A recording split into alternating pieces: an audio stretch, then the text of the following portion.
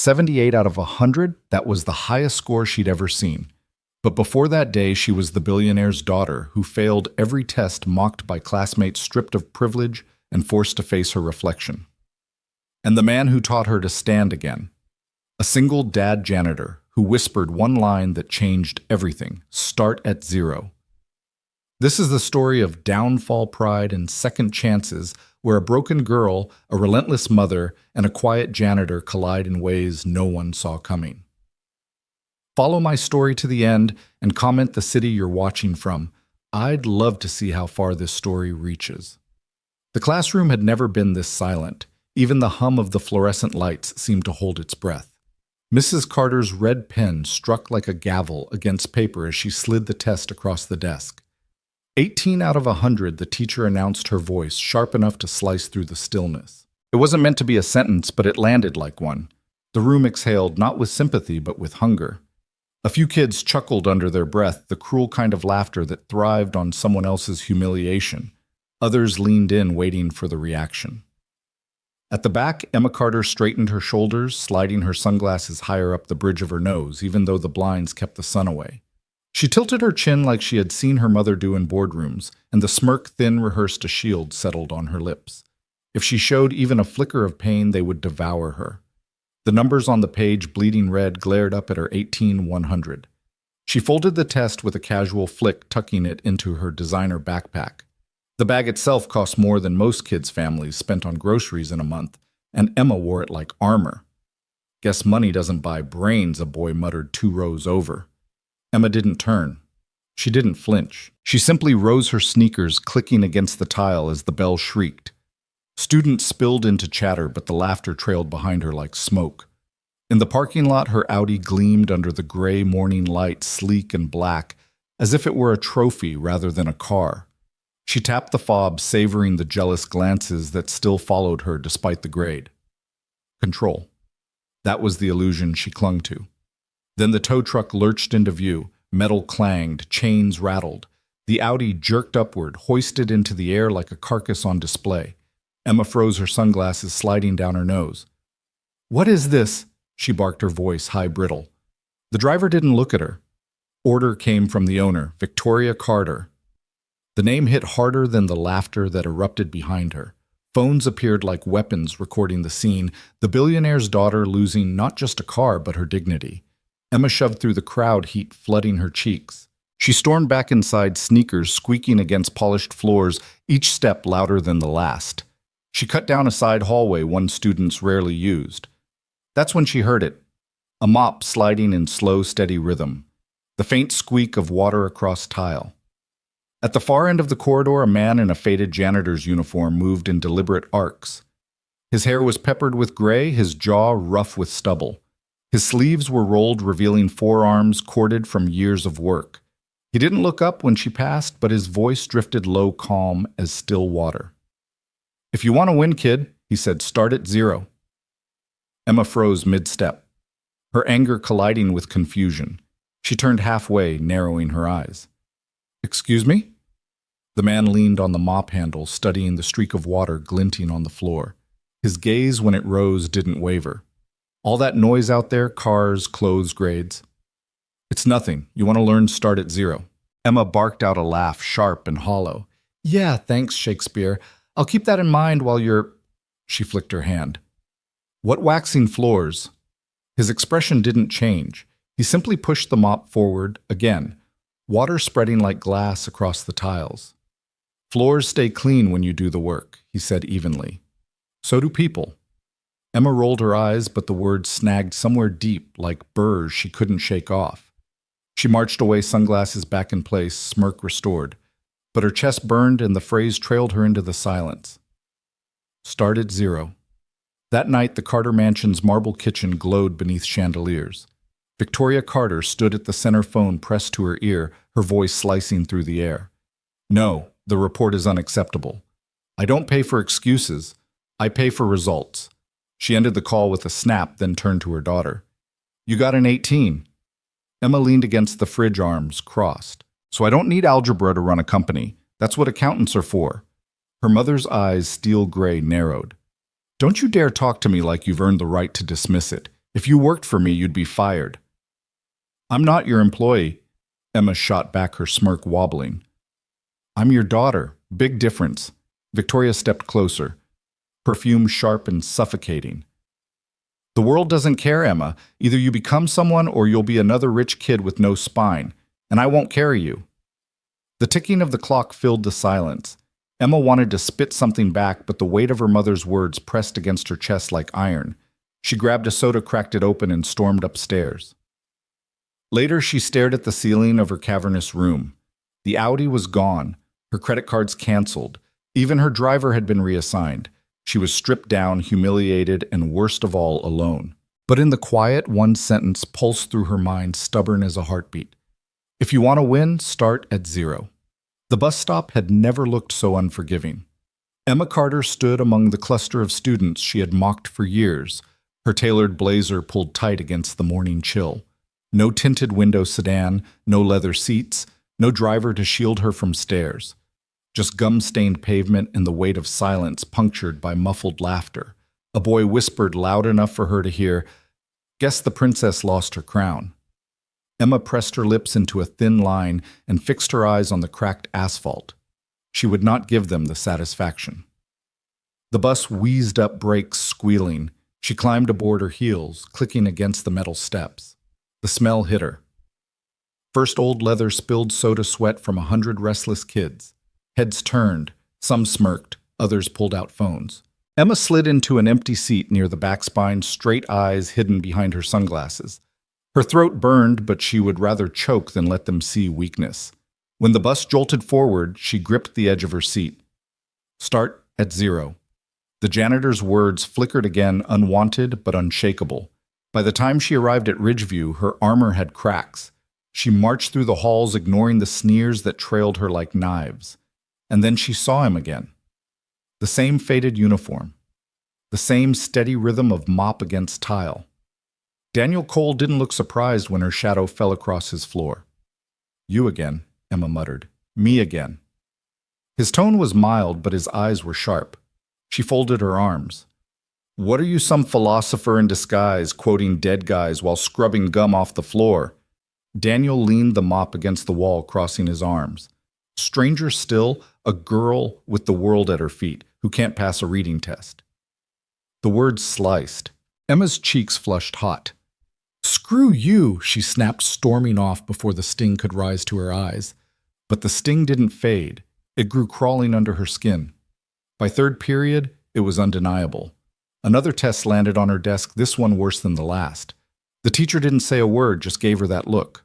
Tired, disappointed, pitying. Emma stared at the paper. 24%. Below it, written in neat cursive. "Did you even read the passage?" The classroom blurred. Laughter hissed around her. For once, she didn't smirk. When the bell rang, she ducked through the back entrance to avoid eyes. Her sneakers squeaked against polished tile. And there he was again. Mop bucket. Lemon cleaner, calm eyes. "Rough day?" Daniel asked. Emma stopped, throat tightening. "You said something last time about Socrates." "You remembered. Yeah, weird for a janitor to quote philosophers." Daniel wiped his hands on a rag, crossing his arms. Weirder still when a girl born with every advantage can't sit still long enough to learn. She winced. "You used to be a teacher, didn't you?" Silence stretched. His gaze sharpened. "Not just philosophy. Plenty more before life threw me off balance." The hallway echoed with distant laughter. Emma swallowed. For the first time, she didn't feel like mocking. She felt like begging. "Then teach me," she whispered. "Please." Daniel studied her for a long moment, eyes steady as stone. Finally, he nodded once. On one condition. Emma leaned forward, hope and defiance colliding in her chest. "What you leave your name and your pride at the door. Start from zero, from the floor." Her chest rose and fell. She thought of her mother's words, of the humiliation clinging like smoke, of the laughter that echoed louder than her own voice. "Fine," she said. Her voice cracked, but she didn't back down. "I can't keep failing." Daniel extended his hand. Daniel Cole. Emma hesitated, then shook it. "Emma." His grip was firm, steady, the kind that made promises. Tomorrow, Daniel said. We begin. That night, Emma lay awake staring at the green notebook he had shoved into her hands. Its blank pages glared back at her, daring her to waste them, or let them change everything. For the first time in her life, Emma Carter wondered if the floor, not the ceiling, was where she needed to start. Dawn didn't break so much as seep the thin, pale kind of light that makes a hallway look like a photograph left too long in the sun. The school was still asleep. Lockers stood like sentries. The exit signs cast red ovals on polished tile. Somewhere a boiler coughed the building, clearing its throat before first bell. Emma Carter's sneakers squeaked once, then fell quiet. She clutched the green notebook he'd given her like it might try to run. Starting over sounded poetic at midnight. At 6:10 a.m., with breath fogging in the cool air of the east wing, it felt like walking into a courtroom. Daniel Cole was already there. He worked in a careful rhythm, sleeves rolled wrists, turning the mop as if he were erasing something and inviting it back cleaner. A dented steel thermos waited on the windowsill beside a folded rag, a little shrine to repetition. He didn't look up when she arrived. "You're late," he said without checking a watch. "I'm 20 minutes early," she shot back. "For school, maybe. For the work, late."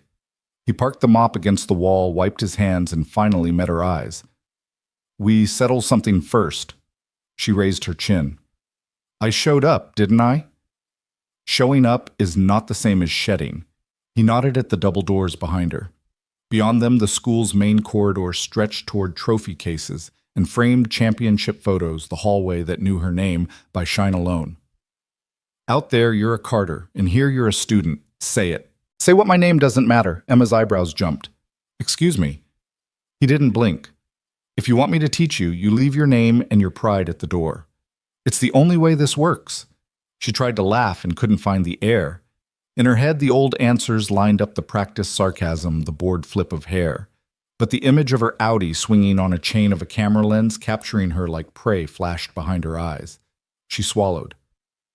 "My name doesn't matter," she muttered. Again. "My name doesn't matter," she said louder this time, as if volume could keep the truth from touching her. He waited a beat longer than felt humane, then nodded once. "Good." He handed her a pen he produced from his shirt pocket. It wasn't sleek or pretty, just a cheap black rollerball with a chewed cap. It felt like a dare. "Sit," he said. He pointed her to a bench beside a bank of tall windows. Dust motes drifted like snow in the strip of sunlight. The hallway smelled faintly of lemon cleaner and old books. Someone had left a faded bulletin board announcement for a canned food drive that ended 2 winters ago. It felt wrong and somehow perfect. Page 1. Daniel said, standing opposite her, the mop resting against his leg like a soldier's pike at ease. "Write about your greatest fear. 10 minutes. Don't stop the pen. If nothing comes out, write nothing until something does. No crossing out, no starting over, no performance." Emma scowled. "You want an essay?" "A list." "What I want the truth," he said. "You can decorate it later." Decorate. A word she understood. She'd been decorating truths for years until even she couldn't see the bare wall behind them. She clicked the pen. The notebook's first page looked like a cliff. "This is stupid," she said out of habit more than conviction. He didn't argue. He checked his phone. The glass was cracked in a spiderweb at the corner and started a timer. Go. The first seconds hurt physically the way a limb protests after being asked to move for the first time in too long. The pen scratched, hesitated, skittered. She wrote about hating tests, then about hating teachers, then about hating the way her mother's heels sounded on marble when she was angry. The sentences came in fragments, ugly and obvious, and not at all like the essays that had earned her last night pity and first morning failure. 90 seconds, Daniel said. She squeezed the pen harder. The ink track grew darker. Something gave way, not a breakthrough, so much as a tiny knock at a locked door. She wrote, "I'm afraid I'm stupid." The word looked bigger than the line could hold. Her hand shook. She didn't cross it out. She kept going. "I'm afraid if I try for real and fail, there will be nothing left to pretend with. I'm afraid my mom loves a version of me that doesn't exist. I'm afraid of rooms where people already decided who I am." 30 seconds.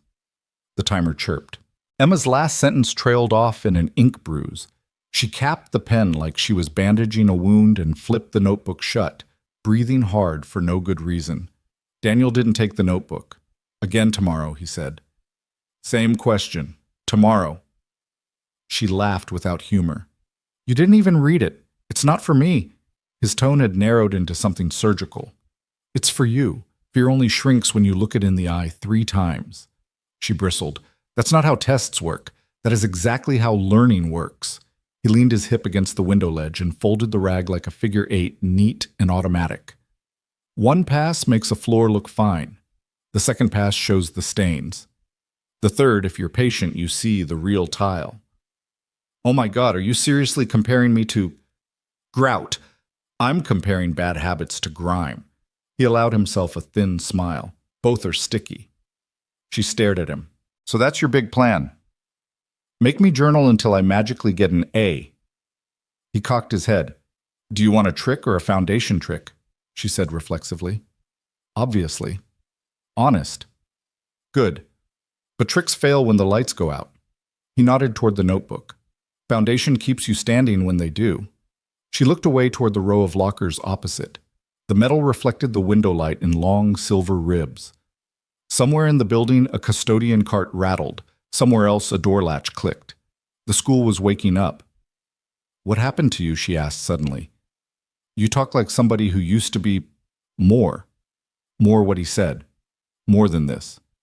She gestured vaguely to the mop, the bucket, the uniform, at odds with the precision in his voice. He considered her for a beat, then reached for the mop again. I used to teach, he said. Writing, a program for kids who needed a place to start. What happened, budget? The word landed like a dropped wrench. He didn't elaborate.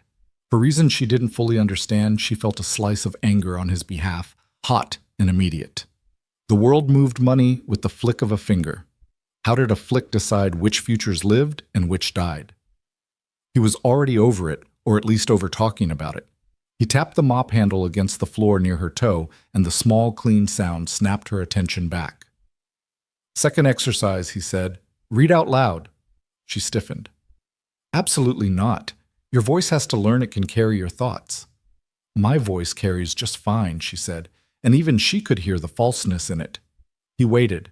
She opened the notebook again, found the place where the ink bruise had dried into a small continent, and cleared her throat.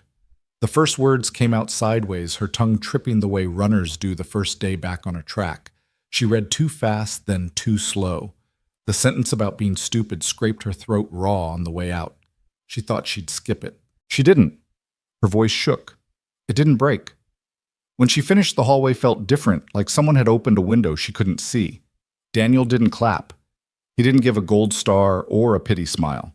He nodded once, the same way he'd nodded, for my name doesn't matter, as if he were marking the lay of a foundation stone. Homework, he said.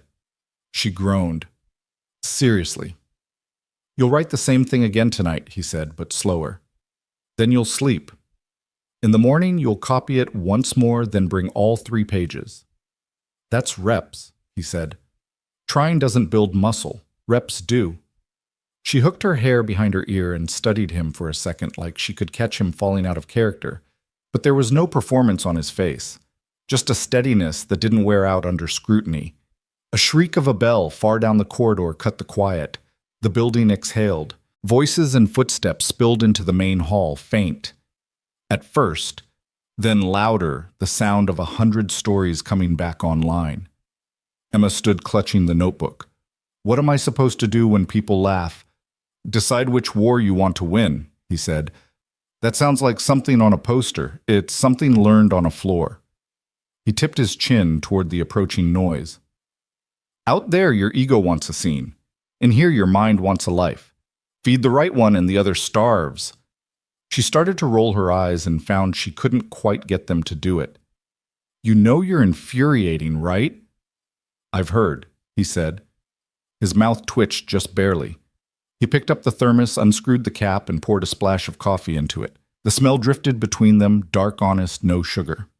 Without thinking, she reached for the pen he'd given her and tucked it behind her ear, like she'd seen writers do in films. It stayed there too heavy, and just right at the same time. Same time tomorrow, he said. She hesitated. What if I'm late? You'll be late, he said. You'll also be here. She started to say something and didn't. She had the strange sense that if she stayed 1 second longer, he'd see right through her. She turned toward the double doors. The main corridor burst into view lockers, slamming sneakers, squealing laughter, vaulting off cinder block and glass. Someone brushed past and muttered, "Look who's up early." Punishment hour with the janitor, Emma's chest lifted. The old line, sharp, cruel automatic rose to her tongue. She tasted it, then let it dissolve. "Enjoy your day," she said instead, and kept walking. At lunch, she ate alone by choice, the green notebook open, flat on the table. She copied the morning's lines slowly, angrily, then less angrily. When she reached the sentence about being stupid, her stomach clenched, but her hand didn't stop. By last period, she'd tucked the notebook inside her hoodie, like smuggling out a small living thing. That night, her room felt too ornate for what she was trying to do in it, too much glass and chrome and expensive nothing. She sat cross-legged on the rug near her window and wrote the fear again slower. The word stupid didn't shrink on the page, but it didn't swell either. It just sat there, honest and unwelcome, like a guest who'd come to stay until you learned its real name. When her mother's heels clicked down the hall, Emma flipped the notebook shut and stared at the door. The steps passed. The house held its breath. She opened the notebook again and underlined a sentence she hadn't planned to write. "If I fail after trying, at least the failure will be mine." She didn't know it yet, but that line would hold when the rest of the world pushed. In the morning before the sun decided what kind of day to be, Emma was already lacing her sneakers. She slid the notebook into her bag and caught her reflection in the mirror. No sunglasses, no smirk, just a girl with a pen behind her ear and ink on her fingers. The bus hissed, the hallway yawned. The east wing waited in its quiet strip of light. She walked faster. The east wing smelled faintly of dust and lemon, like an old library that hadn't quite given up on being useful. Emma Carter pushed open the heavy door with her shoulder clutching the green notebook like it was fragile glass. Daniel Cole was already there, sleeves rolled, mopping the corridor in long, deliberate arcs. His motions were so precise they almost looked rehearsed, like a soldier performing drills. The bucket wheels squeaked with each shift, a slow rhythm that filled the silence. "You're early," he said without glancing up. Emma cleared her throat. "You said we'd start today." "We did." He leaned the mop against the wall, folded the rag in his hand like a deck of cards, and finally turned to face her. His eyes carried no rush, no surprise, just that unsettling steadiness she couldn't decide if she hated or needed. "But before we start," he continued, "we settle something." Emma frowned. "I already said it yesterday. My name doesn't matter. Words mean less without weight. Today I want you to act like you believe it." She bristled. "How am I supposed to do that? By listening? By not hiding behind sarcasm? By sitting down and working like everyone else?" Her first instinct was to laugh, to make some quip about how the Carter name had paid for half this school's renovations. But the memory of her Audi being dragged off a tow truck silenced her. Instead, she muttered, "Fine." Daniel gestured to a worn wooden bench under a tall window where dust swirled in a stream of pale light. "Sit." She sat crossing her legs tightly, notebook balanced on her knee. The page stared back at her, clean and hostile. "Page 1, he instructed. "Write your greatest fear. 10 minutes. Don't stop until the timer says stop." Emma sighed dramatically. "We did this yesterday, and you'll do it again today, and tomorrow. Repetition is where the truth hides. This is stupid. Stupid is a place to start." She clenched her jaw, but the pen touched paper anyway. At first her hand sketched nonsense doodles, fragments, shallow lines about hating math and hating teachers. But the pen didn't stop, and soon the words slipped into darker cracks. "I'm afraid of failing so bad that even my mom can't pretend I'm worth something." Her throat tightened as she wrote it. The letters looked ugly, uneven, but they sat there undeniable. The timer beeped. Daniel didn't reach for the notebook. He didn't even glance at it. "Again tomorrow," he said. She slammed the pen down. "You're not even going to check if it's good. Good isn't the goal. Honest is." Emma blinked. Teachers had always circled her answers in red, measured her in percentages. But Daniel didn't even seem to care about the paper. His calmness disarmed her in a way grades never had. She tucked the notebook away and stood brushing invisible dust from her designer jeans. So what now? You gonna make me mop floors as homework? Daniel's mouth twitched, half smile, half pity. Might be good for you. Emma rolled her eyes. Not happening. The next morning, she arrived again earlier this time. Daniel simply nodded at her and set the timer. 10 more minutes. Her pen scratched angrily at first, then slowed, then bled into another unplanned confession. I'm afraid people will find out I don't know who I am without money. Her chest ached when she set the pen down. By the third day, the ritual felt less like punishment and more like relief. But the world outside wasn't kind enough to let her change in peace. At lunch, whispers followed her down the corridor. Josh Miller, Ridgeview's Golden Boy quarterback, leaned against the lockers with a smirk sharp enough to cut glass. His phone was already recording as he sneered, "Look at this, boys." The princess of Ridgeview spending her mornings with the janitor. His buddies laughed, their voices echoing against the lockers. Smile, Emma. Josh jeered. This is going on TikTok. At Princess of Mops. Emma's fists clenched, her vision tunneled red. She took a step forward, ready to lunge, but then from the end of the hall, Daniel's voice cut through like a bell. Stop. Emma froze mid-step. Josh's laughter rang louder. He's mocking me. Emma snapped, her voice cracking. Your ego wants to win today, Daniel said calmly, eyes locking with hers. Your mind wants to win for life. Decide which one you'll feed. The words cut sharper than Josh's taunts. Emma's fists trembled, but slowly, painfully, she unclenched them. Josh scoffed, shoving his phone into his pocket. Whatever. Enjoy your mop club, Carter. He strutted away, his laughter fading. The hallway fell into heavy silence. Emma collapsed onto the nearest bench, shame burning her cheeks. You think I'm weak now, don't you? She muttered. Daniel shook his head. No, I think you just learned restraint, and restraint is harder than throwing a punch. Emma stared down at the notebook in her lap, her reflection faint in the green cover. For the first time in her life, she wondered if weakness and strength had been backward all along. The following dawn, the east wing was colder than usual. The air seeped in through cracks in the old windows, frosting the edges of the glass, and making Emma's breath puff white in the dim light. She hugged the green notebook tighter against her chest, as if it could keep her warm. Daniel Cole was already waiting, of course. He was always waiting. His mop leaned against the wall, but this time he wasn't moving it. Instead, he sat on the bench beneath the tall windows, thermos steaming between his hands. You're early, Emma said, surprised to find him still. You beat me, he corrected, sliding over a fraction so she'd have room to sit. Means you're starting to care. Emma scoffed, dropping onto the bench. Or maybe the bus was on time for once. Daniel didn't argue. He just reached into his pocket and set a battered stopwatch on the bench between them. Its glass face was scratched, its numbers faint, but it ticked with relentless accuracy. 10 minutes, he said. Emma sighed, flipping open to a fresh page. The ritual again. 10 minutes of pouring her guts onto paper she wasn't sure she even wanted to read back. But something happened that morning. Instead of circling around her fears, she wrote about her mother. About Victoria's sharp words about the way heels on marble echoed like judgment, about the way silence in the mansion felt heavier than noise. By the time the timer beeped, her hand ached, but her chest felt lighter. Daniel glanced at the notebook, but didn't reach for it. Bring it again tomorrow. Emma slammed it shut. Don't you ever get bored of saying the same thing? His eyes softened, though his tone stayed even. That's the point. Repetition is what scrapes away the lies. She looked at him at the calm lines on his weathered face. For a moment she saw past the uniform and the mop and wondered who he had been before life demoted him to this.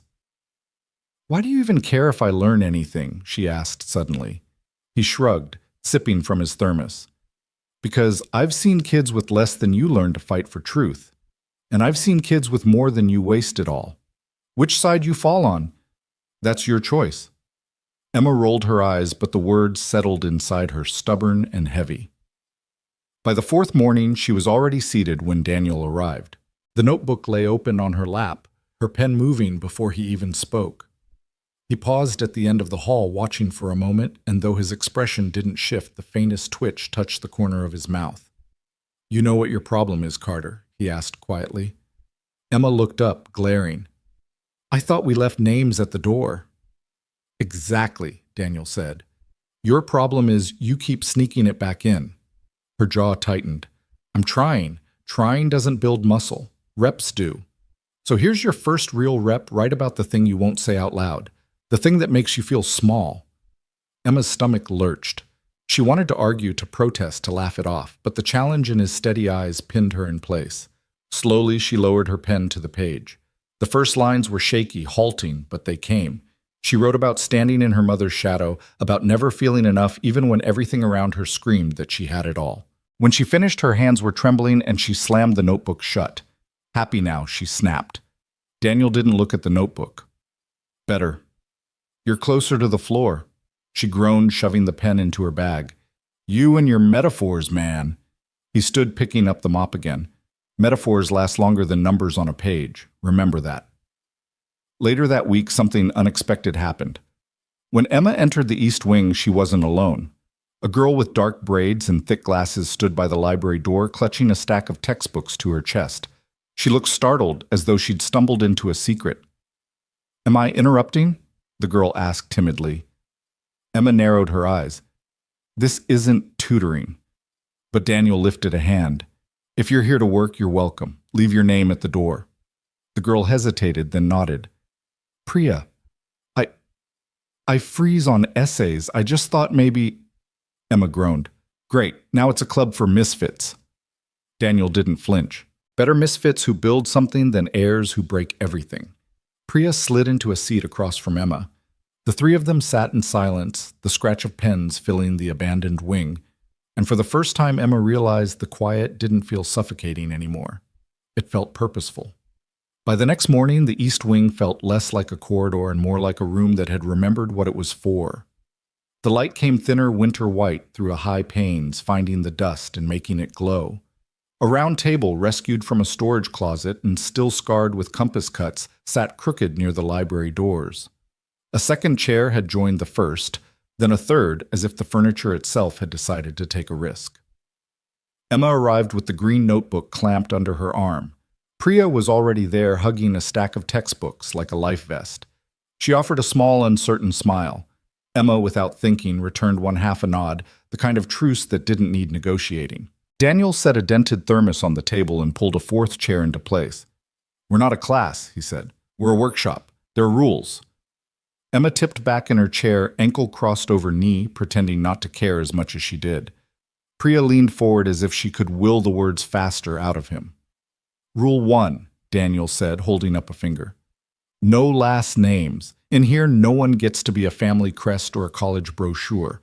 You are a voice and a set of hands. If you can't live with that, the doors are open.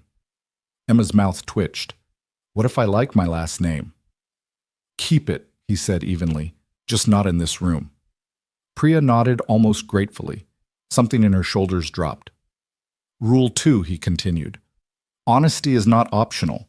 You can be messy, quiet, angry, scared. But if you fake it, your words will collapse under their own weight. We don't carry words that won't carry themselves. He let the silence hang for a beat, then added, Rule 3. No one bleeds alone. If this world laughs out there, it does it without us. And here we defend one another. If you break that, the workshop breaks. And I don't build broken things. Emma traced a finger over a knife groove in the tabletop, the kind of vandalism that outlives the kid who made it. Without meaning to, she heard her own breath in the quiet. Phones, Daniel said, holding out a small metal tray he must have stolen from a science lab. Face down. Emma's eyebrows shot up. That's a little Soviet, don't you think? Phone down, Carter? He said, not unkindly. She hesitated, then surrendered the rectangle like a ceremonial sword. It clacked against the tray. Priya added, hers cheeks pinking. Daniel slid the tray beneath the table with his shoe like a magician making something disappear. Open your notebooks, he said. 10 minutes. Write the truth like it's the only currency. Then we read. Priya went first voice so soft at the beginning that the words seemed to hide. By her second paragraph, they were standing. She read about freezing in front of blank pages, about teachers who praised her diagrams but sighed at her sentences, and about how she had learned to speak with numbers because letters betrayed her. When she finished, she kept her eyes on the table like she'd just confessed a crime. "Thank you," Daniel said. "What stayed with me?" He looked at Emma. That line, "I speak science because it doesn't lie about what it measures." That's clean and brave. Save it. Priya blinked as if the word brave had never been taped to her name before. She pressed the notebook to her chest in a small private hug. Emma felt the pressure to match it something she hated and craved at once. She cleared her throat and read what she'd written in the dawn, a trembling paragraph about marble floors and the echo of her mother's heels about pretending to be fine because the sound of disappointment hurt more than the tests themselves. When she reached the sentence she'd underlined the night before, "If I fail after trying, at least the failure will be mine," her voice wanted to break. It didn't. Daniel didn't clap. He never clapped. What stayed with me? He looked at Priya. The heels Priya said, surprising herself with the speed of her answer, the sound like judgment. "I heard it." "Then keep it," Daniel said to Emma. "Cut the adjectives around it. Let the sound stand." Emma stared at him. Teachers had always circled. He sharped. They bled her with percentages. He pared her to bone and then told her the bone could hold. The door pushed open with a soft, reluctant squeak. A boy in a gray hoodie hovered there, eyes fixed on the floor, one hand worrying the fray of his sleeve. He might have bolted if Daniel hadn't said his name before the kid could retreat. Luis Daniel said, "You found us." The boy glanced up, startled. Miss Delgado said, maybe." He swallowed and started again. "I can't, like when I have to read in front of people, my throat just, you know," closes Emma offered. She felt the word in her own muscles. He nodded, relief moving quick across his face like sun behind a cloud. He slipped into the fourth chair, his notebook so new the spine creaked. "Phones are down," Daniel said, voices up. For the next hour they worked. No one took roll. No one handed out grades. Daniel gave them drills that were plain and strangely punishing. Write a scene using only sound. Describe an object without naming it. Copy your own paragraph by hand and remove every word that didn't carry its weight. He set 10-minute timers and never let them cheat. Time became a shape, the work a muscle they could feel. When Emma's language got slick when she reached for a phrase she thought sounded like writing, Daniel would tilt his head. "Floor," he'd say, and she'd tear it down to the tile. At the end of the session, he uncapped a marker and wrote 3 words on a torn cardboard box flap he'd taped to the wall. "Start at 0." The letters were blocky and imperfect, the O more oval than circle. It looked like something a child would draw, and somehow that made it truer. "Not a slogan," he said. "A position. You stand here until you earn the next inch." He turned to pry open a stuck window, letting a slash of cool air through. Emma leaned toward Priya, dropping her voice to a whisper. "Does he know he talks like a fortune cookie?" Priya bit back a smile. The intense kind, like artisan fortune cookie. Emma's almost smile evaporated when the bell blared somewhere in the main building, a violent noise in a tender room. They packed slowly, reluctant. When they reached under the table for their phones, Daniel kept a palm over the tray for half a second longer. "Promises," he said, scanning their faces. "You know what you heard today. Protect it. You don't need to defend yourselves to the world, but you do need to defend this room." Luis nodded. Priya said, "Yes."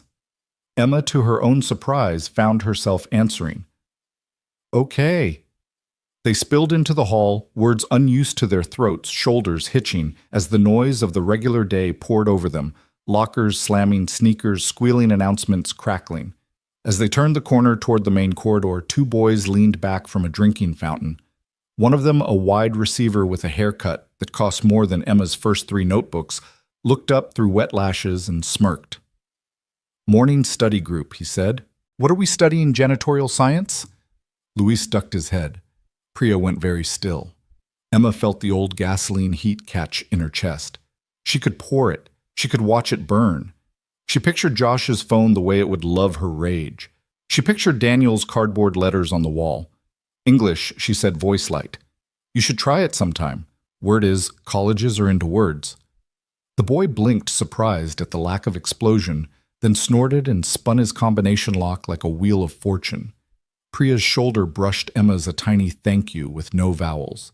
At lunch, they claimed a back table no one else wanted. Luis drew circles on the edge of his tray.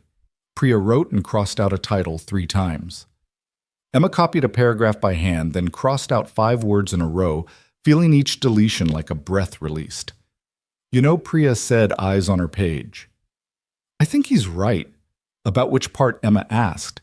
He says a lot of weird, right-sounding things. About honesty. Priya lifted her gaze.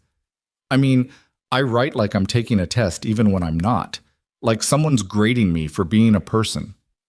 Emma's chest tightened around the accuracy of it.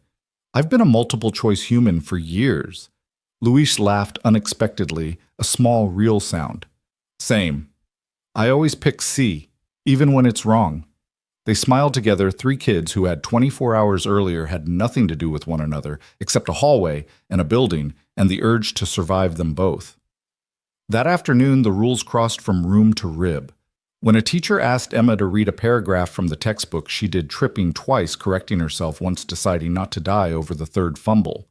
When a group project turned into the usual scramble to crown a leader, Priya said quietly but clearly, "Let's start by listening." When a kid at the vending machine shoulder-checked Luis and called him mute button, Emma said, "He talks when it matters." The cracks in Emma's armor didn't feel like failures anymore. They felt like windows. Through them she could see out and other people could see in.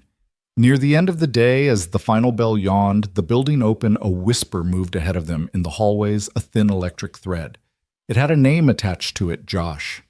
He was laughing harder than the joke required, phone loose in his hand, as if everyone else's life was content he was producing. He passed them without stopping, but he looked too long and he smirked too easily. Emma felt the gasoline heat again and let it pass through. Later, she would learn that restraint was not a one-time virtue, but a repeated choice, a muscle trained by mornings and ink and cardboard commandments. For now, she walked with Priya and Luis back toward the east wing. The library door was propped with a rubber wedge. Inside, the table waited with its compass cuts, and the cardboard flap hung crooked on the wall, the marker letters already smudged by a careless shoulder. Emma reached out and traced the O with her fingertip, as if completing the circle would make the rule stronger. It didn't make anything easier. It made something possible. Tomorrow, Priya asked. Same time, Emma said. Don't be late, Luis added, and they all laughed because lateness was the least of what had brought them here. Outside, the sky had dropped a shade, the light turning pewter over the parking lot. Emma took the bus home and watched the town scroll by Barber Shop Bakery, a church with a cracked bell. Her reflection in the window held the pen behind her ear and a line of ink across her knuckle. She looked like someone who had been doing work no one could film. Back in the mansion, the heels would click on marble and the house would perform its echo. But in the morning, the door to the east wing would stick, and then give, and the notebooks would open and the timer would start, and the circle of chairs would be a place she could stand even when sitting down. Somewhere down the hall, someone laughed too loud. Somewhere else, a roomer learned to walk. It didn't matter. The workshop had 3 rules and a cheap marker sign that said, enough for now. Start at 0. The next week arrived with rain that drummed on the high windows of the east wing, smearing the daylight into soft gray. The sound carried into the room where 4 chairs now sat in a crooked square notebook stacked like armor on the table. Luis arrived first, hood-up shoes leaving dark prints on the tiles. Priya slipped in behind him, balancing an umbrella and her ever-present stack of textbooks. Emma was last, hair-damp, cheeks flushed from running. Daniel didn't comment on their tardiness or their dripping shoes. He slid a paper bag onto the table and unwrapped 4 foil packets, the smell of warm breakfast burritos filling the room. Writers burn calories, he said. Eat. Luis's eyes widened as if free food might vanish if he blinked too long.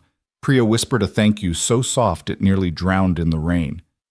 Emma broke hers in half and immediately asked, "What's the catch?" Daniel leaned against the windowsill. "No catch, but while you chew, you'll listen." He held up a folded sheet of paper covered in his rough handwriting. "This isn't from me. It's from Baldwin. James Baldwin.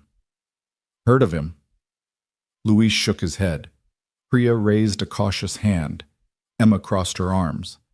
My mother says Baldwin was too angry to be useful. Daniel gave her a level look. Then maybe she was never listening. He read, "You write in order to change the world, knowing perfectly well that you probably can't, but also knowing that literature is indispensable to the world." The rain hushed at the windows as the words landed. Luis leaned forward. "So, even if nobody cares, you write anyway?" "Exactly," Daniel said. "Because writing changes you, and sometimes that's the only change you can control." Emma tore off another piece of burrito, chewing slower. The idea that failure could still matter pressed at her ribs like a bruise. They began their drills.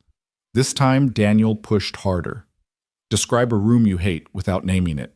10 minutes.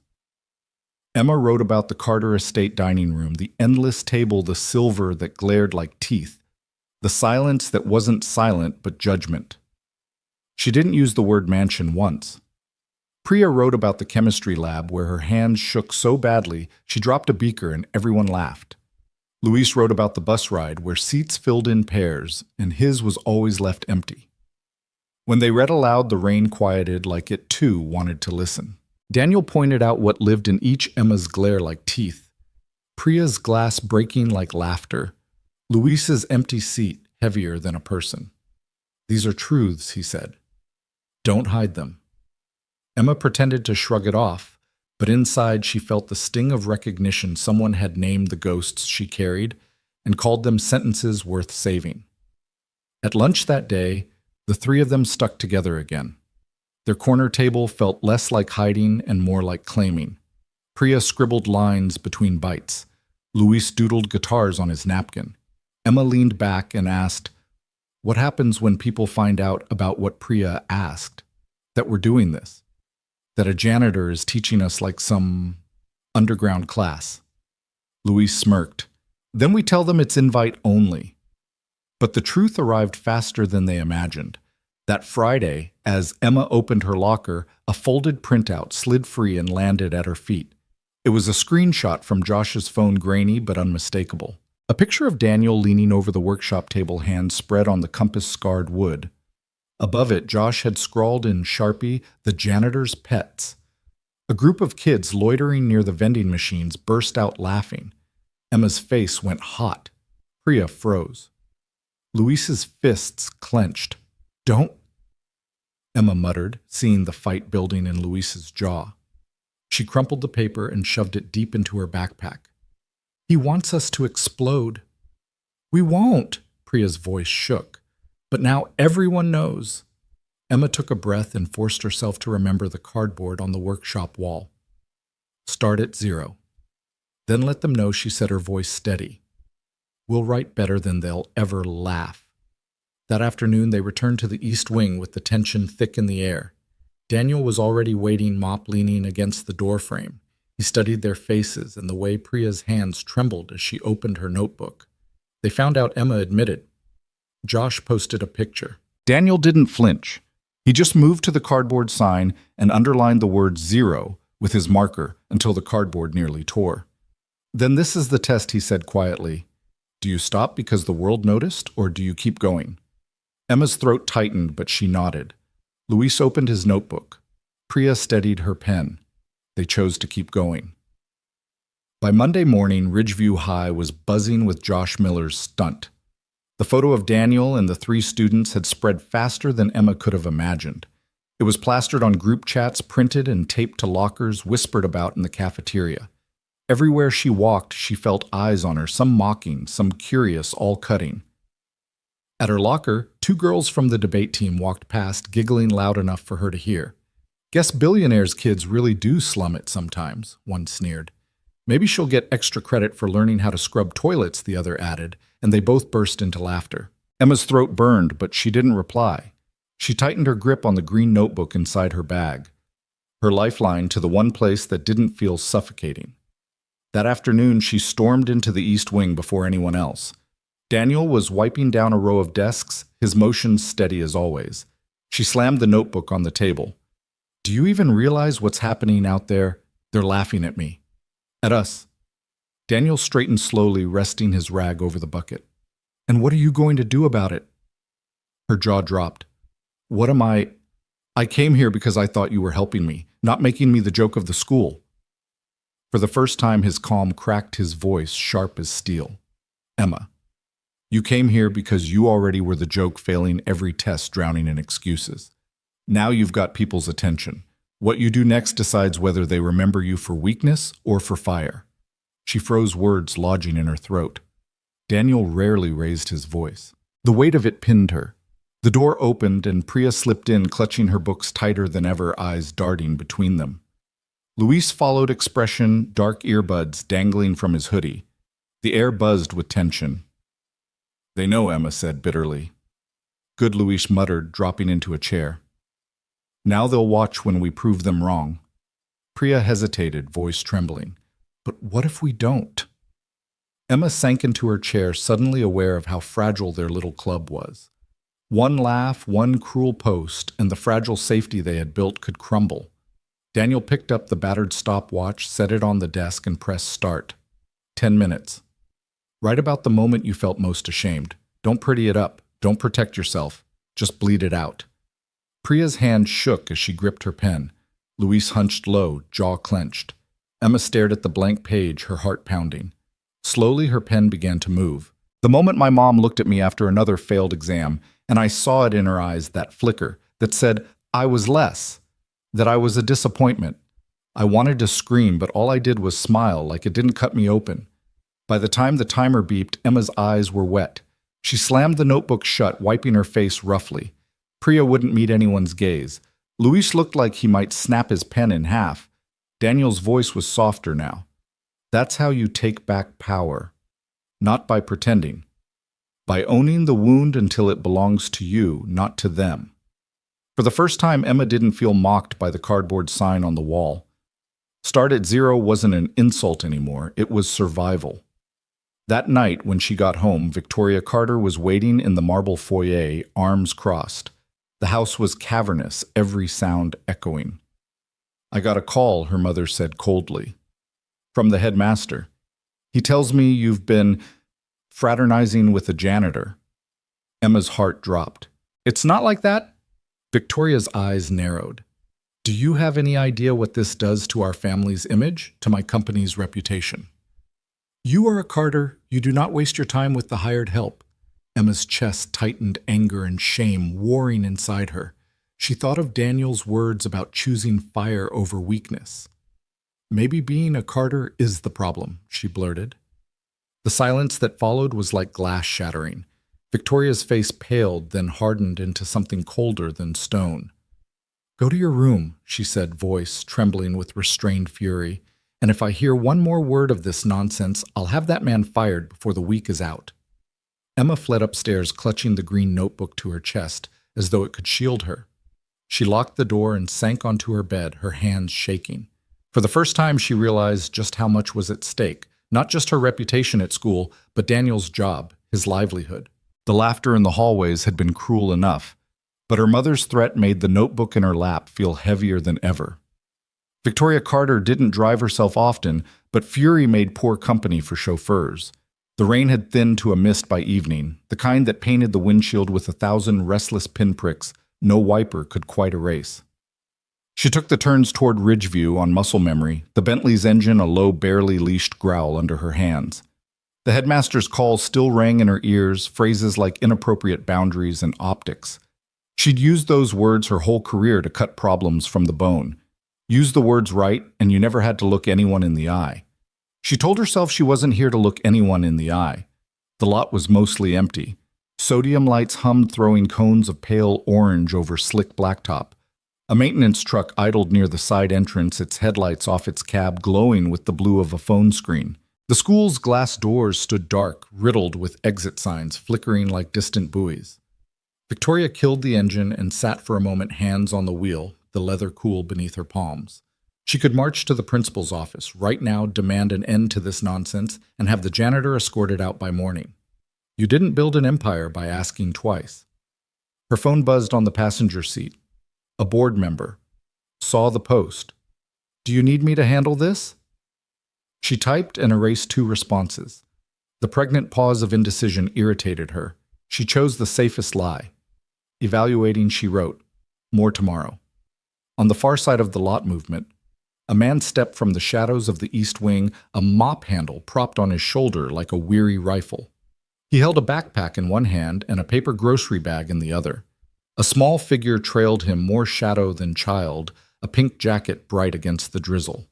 Victoria leaned forward. Daniel Cole set the mop carefully against the brick, then crouched to the child's level. The little girl stood pigeon-toed, one lace dragging in the wet. She looked up at him with the complete trust of someone who had never considered that an adult might drop her. He dropped the grocery bag on the curb and reached for her sneakers. "Foot," he said softly. The girl lifted one without question. He looped the lace, pulled double-knotted, then ran a thumb along the bow, the way a craftsman tests a joint. The jacket's hood fell back, and the girl laughed, the sound small and round and real enough to cut the last of the rain. Again she demanded, presenting the other foot with regal urgency. Again he agreed, which was the word Victoria had said to 100 teams in 100 meetings, and never once in that tone. The second shoelace was crooked. He didn't fix it. He tugged it without judgment and tapped her knee. "Good. Good." She sang, then lifted the paper bag and peered inside. "What's for dinner? Pasta. The cheap kind that pretends it's expensive if you add basil." He ruffled her hair. "We'll argue about homework while it boils." "You'll lose," she said with great authority. He laughed. "I always do." The exchange was so ordinary, so unmarketed, that Victoria's vision blurred for a second. She blinked hard and blamed the rain. Then the girl did something that unsettled her more than the laugh had she reached into the bag, pulled out a spiral notebook and a fistful of markers, and sat immediately on the curb to draw. The page bloomed with a circle. The letters around it were unsteady, the proportions wrong, but the intention was unmistakable. Start at 0. Victoria's mouth thinned. There it was, the phrase Emma had hurled at her like a dare, a commandment written by a child's hand on a wet curb, the world insisting on its meanings and refusing to ask permission from her. She could step out. She could cross the lot in her immaculate heels and announce herself and end this scene with a sentence. She imagined it, the man standing, the easy tenderness hardening into the employee neutrality. She knew how to dominate the child, hiding her drawing and learning in one instant to keep her gifts out of sight. The picture tasted like victory and ash. Victoria stayed in the car. It was ridiculous. She knew that to envy anyone in a faded uniform, to envy a cheap notebook and a crooked shoelace, and the absurd dignity of a paper bag with pasta inside. But envy came anyway, not for his life, but for how completely he seemed to be inhabiting it. Her mind tried to defend her. You provide 10,000 shoelaces to 10,000 kids every year. A familiar internal voice argued, listing donations and endowments and photographs with children that found their way into annual reports. It was a good voice, the voice that had saved her 100 times. It sounded thin against the rain and the small girl's laughter. Daniel stood, slung the backpack over his shoulder, and picked up the mop again because the night didn't care that he had a daughter, or pasta, or joy. He walked toward the east wing, and the girl hopped along his shadow, counting his steps like a secret game. As they drew close to the doors, Victoria saw Emma's face inside the glass.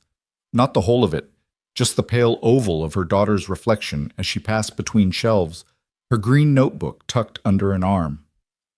Emma paused for a heartbeat, turned as if sensing her mother's gaze through steel and glass and rain, then moved on.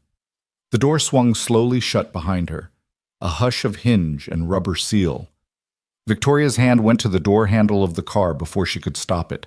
She could call out Emma and make a scene. She could call out Mr. Cole and make a point. She could call out to no one in particular and still own the air. Power was a habit. Power hated stillness. She didn't move. She watched. Inside the lobby's dim light, Daniel handed the mop to another custodian, and the two exchanged a wordless nod. Men who spoke a language of weight, transferred of hours logged, and floors to go. The girl raced ahead, shoes now soundless, as she crossed the old library threshold. She propped her drawing against a stack of green notebooks like it was a banner. Her circle wobbled, but it held. Victoria remembered unwanted a night years ago when Emma was small, and shoelaces still confused her fingers. A nanny had knelt to tie them while Victoria took a call about a lawsuit that could have gutted the company. Emma's eyes had been on Victoria the whole time, not the nanny, like a compass refusing to acknowledge the wrong north. The case had settled. The numbers had lined up. The board had applauded. The look in her daughter's eyes had not changed. "Damn it," Victoria whispered to the empty car. The word fogged the window and disappeared like a promise she couldn't keep. Her phone buzzed again. Her general counsel efficient as always. "We can file a complaint with facilities to remove him from student areas. Document trail matters if there's blowback." She typed with brutal automatic speed. "Draft it. Hold for my signature." Her finger hovered over send. Outside, the girl lifted her drawing toward Daniel, bouncing on her toes. He bent to look at it with the full attention of a person who had nothing more important to be doing. His eyebrows lifted. "We've got ourselves a logo," he said. The girl beamed like he had hung the moon with a paperclip. Victoria set the phone face down on the passenger seat. She climbed out of the Bentley and into the mist, the air cool and medicinal. Rain tapped her coat with polite fingers and then forgot her. She took 2 steps toward the east wing and stopped. The sound inside pens scratching a small voice. Reading something brave. A boy clearing his throat and not quitting carried through the old vents. If she opened the door, the sound would change to accommodate her. Rooms always changed when she entered them. She could not remember the last time she had wondered what a room sounded like without her. She stepped backward, a small retreat almost no one would recognize as such, and walked along the side of the building, instead letting her hand trail over the damp brick. A thin light blinked behind a wired glass window, the kind you couldn't see cleanly through. The distortion made it easier somehow to admit that she did not understand what she was seeing. When she reached the far corner, she stopped where a trash can overflowed with white cardboard circles, the cores of tape rolls spent and hollow. She picked one up without thinking, a circle with nothing inside. She turned it in her hand, the paper going soft under the rain, and thought absurdly of targets and halos and holes. Start at 0.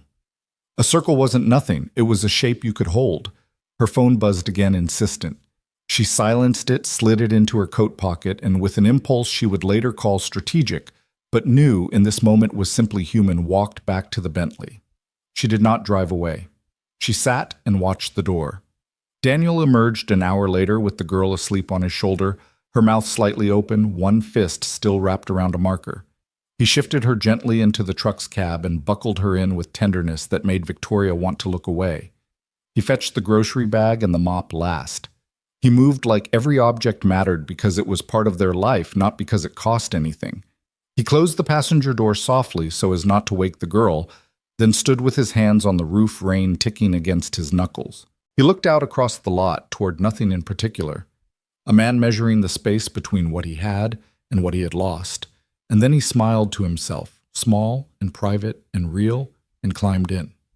Victoria started the Bentley only when his taillights had become a rumor. She drove home through streets that knew her schedule and traffic lights that seemed to prefer her. In the garage, she stopped the car and didn't get out for a full minute. The house lights had been turned on for her. The hallway would smell faintly of lemon and the suggestion of dinner she would not taste. She saw herself move through it, like a figure on a glossy page, sharp suit, correct nods, the hum of competence around a machine of a life.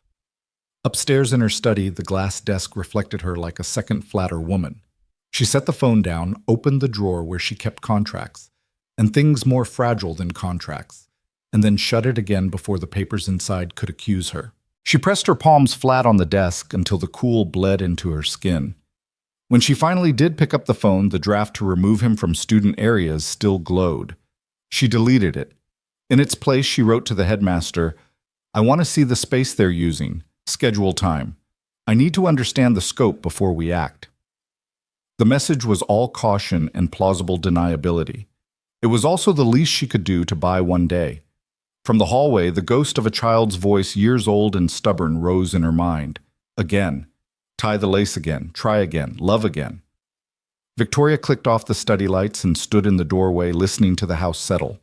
Somewhere behind the walls, the heating system sighed. Somewhere else, a girl with wet shoes had drawn a circle and called it the beginning.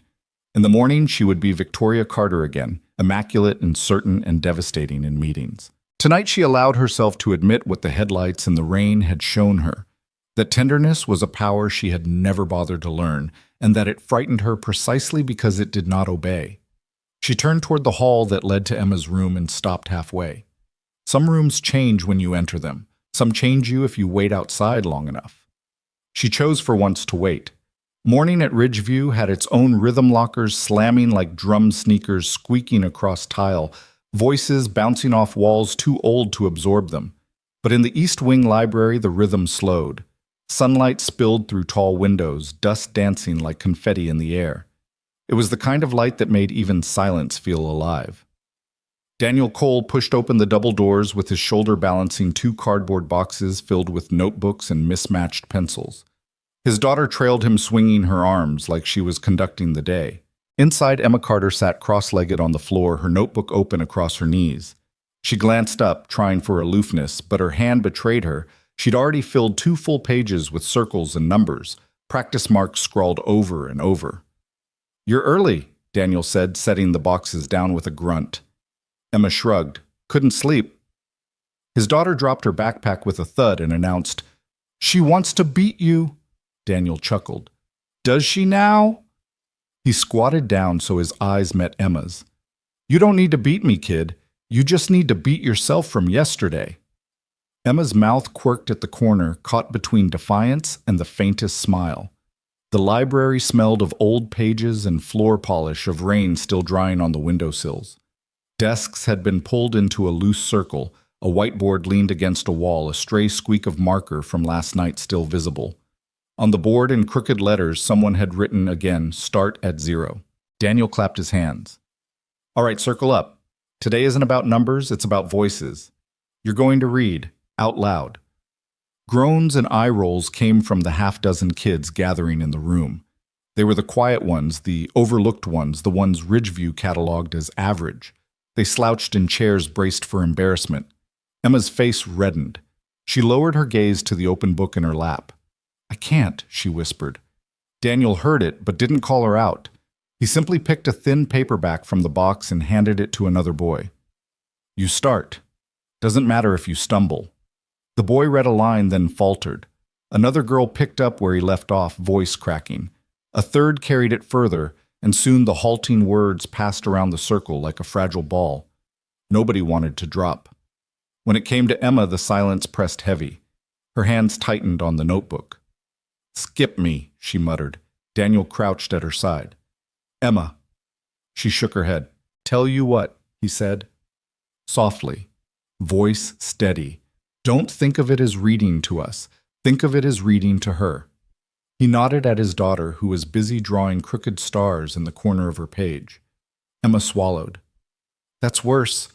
His daughter looked up, all blunt honesty. "You're scared." Emma bristled. "I'm not scared." "Then prove it," the little girl said, folding her arms. Daniel hid his smile. The kid had inherited his stubborn streak.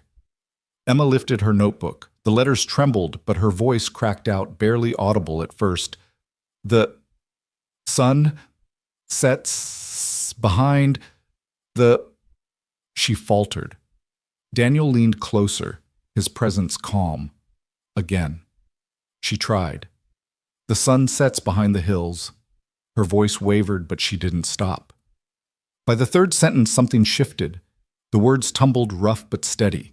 Her cheeks flushed with effort. She reached the end of the page, and for a moment silence reigned. Then his daughter clapped. 1, 2, 3. The others joined in the sound, clumsy but real. Emma stared at them as if she didn't recognize the applause belonged to her. For the first time in months, she wasn't failing a test, she was part of something. Daniel stood, his voice firm. "See, you didn't start perfect. You started at 0. And 0's where everything begins." Outside the library, Victoria Carter watched through the wired glass, her reflection fractured. She had told the headmaster she needed to see the scope before signing off on any decision. But as she watched her daughter's shoulders square, watched her read without the shame that usually strangled her, Victoria's scope narrowed to one simple, unbearable truth. Emma was alive in this room in a way she wasn't anywhere else. Mrs. Carter, the headmaster, whispered beside her, arms folded. "You see why it's concerning. Liability, unauthorized use of school space." Victoria didn't answer right away. She couldn't. The applause still echoed in her ears. Inside, Emma lifted her chin, her voice gathering strength. The stars began to appear one by one. Victoria's throat tightened. She had bought stars for Emma Crystal Ceiling's domed observatories, diamonds that sparkled under curated light. None of it had ever made her daughter glow like this. Daniel noticed Victoria in the window then, their eyes locked. For a moment his expression hardened, protective, wary. Then it softened just enough for her to see something she hadn't been shown in years, respect that didn't need her money, only her choice. She exhaled slowly, her breath fogging the glass. Then she turned to the headmaster. Not a word of this leaves this hallway. Not yet. He blinked. So you want him removed? No. She adjusted her coat, her tone brooking no argument. I want to watch. Back inside, Emma stumbled on a word and corrected herself without Daniel's help. She grinned wide and unguarded. His daughter clapped again, delight ringing through the room. For the first time in her career, Victoria Carter didn't calculate what came next. She simply stood in a hallway that smelled faintly of chalk and dust and let herself believe that maybe, just maybe, starting at zero wasn't a weakness, it was the only way forward. By the end of that week, whispers about the secret study circle weren't whispers anymore. Ridgeview was a hothouse of gossip, and Emma Carter's sudden change, her eyes brighter, her hand darting up in class more often, was fuel for every tongue. Teachers noticed too. When Ms. Franklin returned a graded essay with a red B scrawled across the top, instead of the usual failing mark, Emma nearly forgot to breathe. You've improved, Ms. Franklin said, with a raised brow, as if still suspicious of how. Emma tucked the paper quickly into her folder. Just trying harder, she muttered. In the East Wing library, the circle of chairs filled faster each day. Luis had started showing up before Daniel, dragging the heavy desks into place with a muttered, "Might as well get it over with." Priya brought thermoses of tea for everyone, setting them down with shy care. Emma arrived early too, her notebook clutched like a talisman.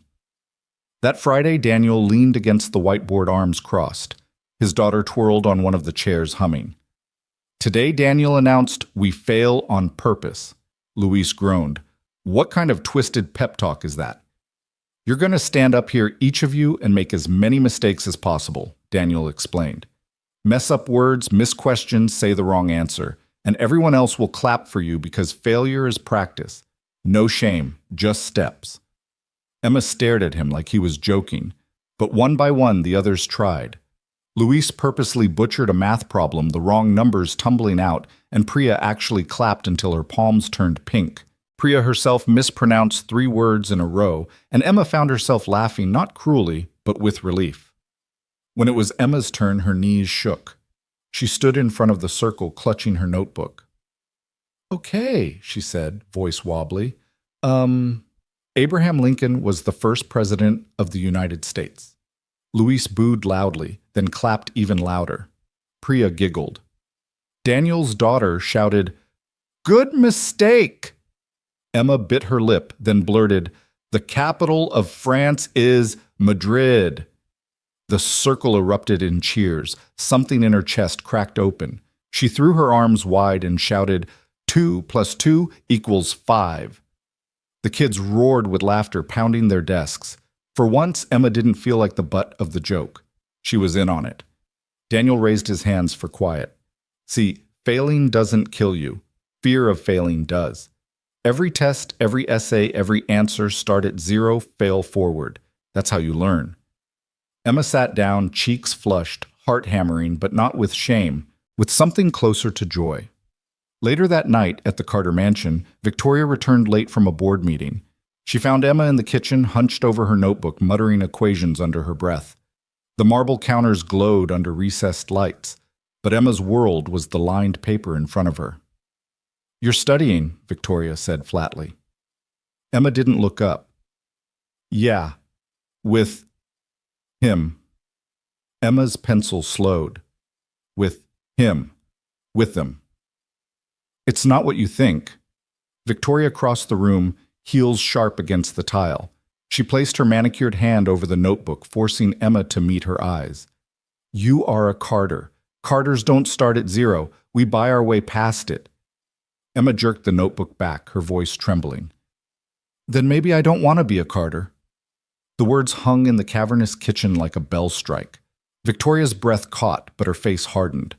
She turned sharply, leaving Emma alone with the quiet hum of the refrigerator. In her bedroom that night, Emma clutched the notebook to her chest. She remembered the roar of laughter in the library, the applause after every mistake. She thought of Daniel's calm voice. Fail forward. For the first time in her life, she chose. She chose 0. And she didn't feel small at all. The summons came on school letterhead, polite font, sharp edges. Daniel found it taped to the handle of his mop bucket when he rolled it out of the supply closet.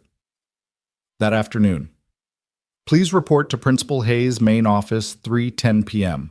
No signature, just the building's crest and a line that might as well have read, "We saw you."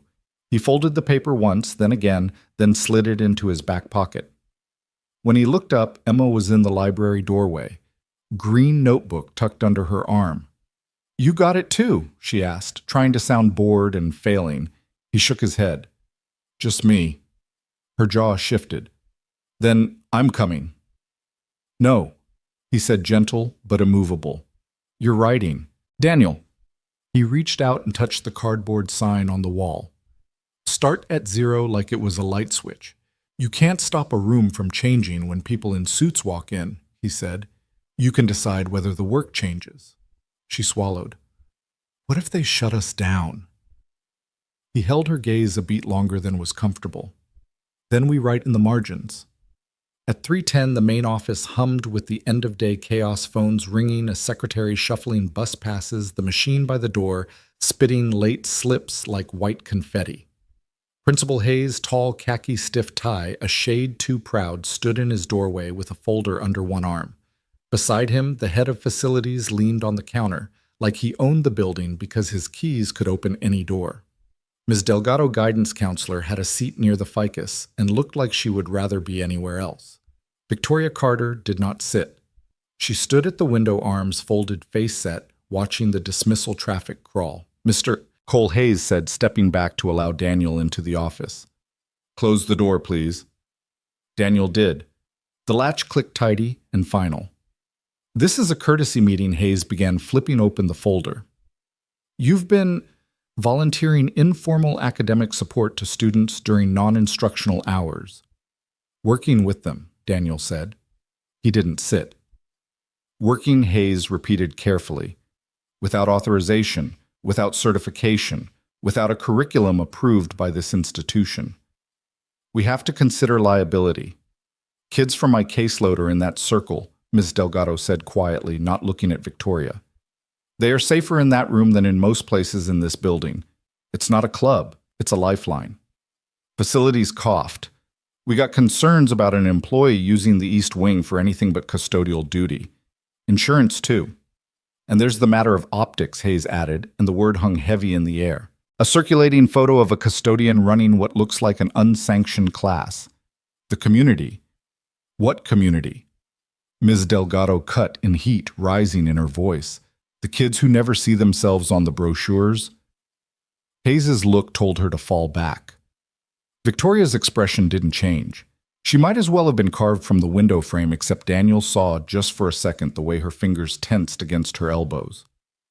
"We are placing you on temporary suspension from any mentoring activity," Hayes said, at last, voice turning official. "You will continue in your custodial role. You will cease meeting with students, effective immediately. Suspension." Daniel repeated, tasting the word like a chipped tooth. He nodded once. "Understood." Emma burst in then, because of course she had her ear to the door. The secretary reached too late for the handle. Emma was already there, cheeks flushed, notebook clutched like evidence. "You can't do this," she said. Eyes locked on Hayes, then flicking to her mother. "He's the only reason I'm passing anything," Emma Victoria warned, tone low. "Not here. No, Mom. Here." She stepped further into the office, planting her feet on the cheap carpet like a claim.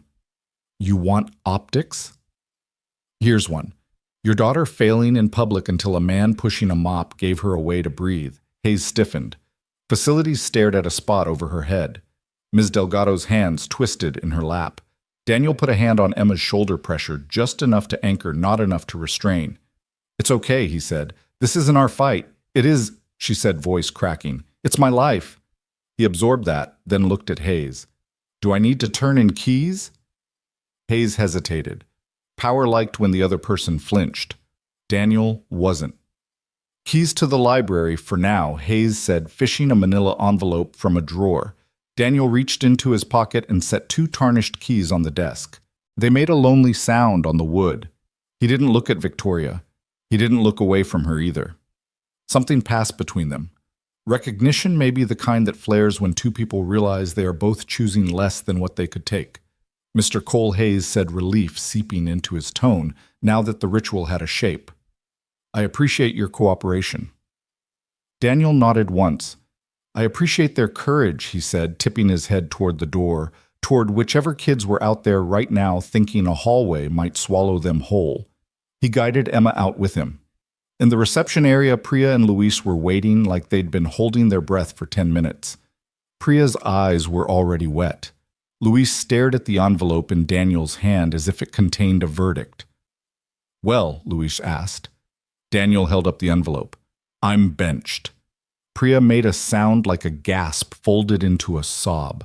Emma stepped between Daniel and the world, ready to make herself into a wall. We can fight this, she said. We can, my mom?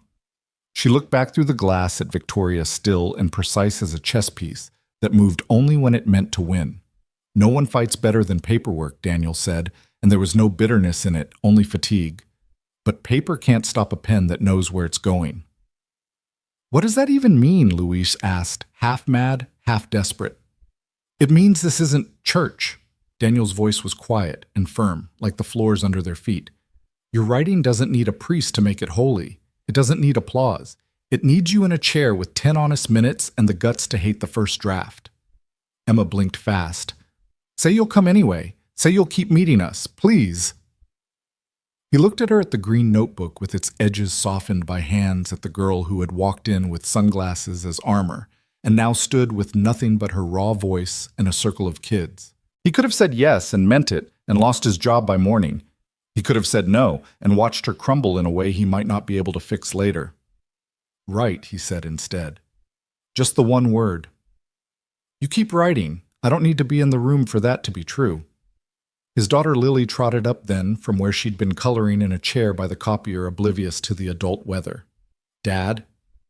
I drew another circle, she announced, holding it up.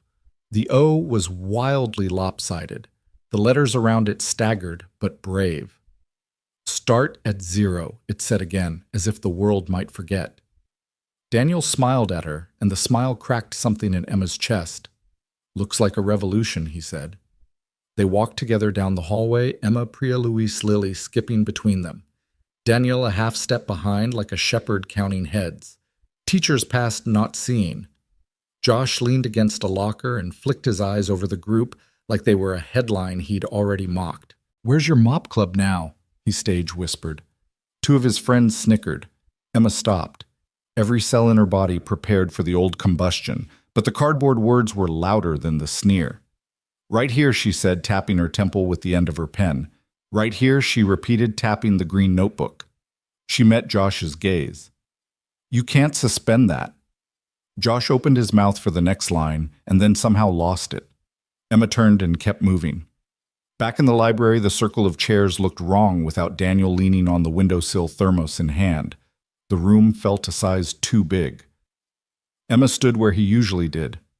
10 minutes, she said, throat tight. Write the first sentence you're afraid to admit is yours. Luis looked at the whiteboard. The marker squeaked under his hand. Fail forward. Priya set the timer on her phone and slid it face down under the table exactly the way Daniel taught them. Lily took her place by the cardboard sign and drew another crooked O inside the first, a second circle like a promise.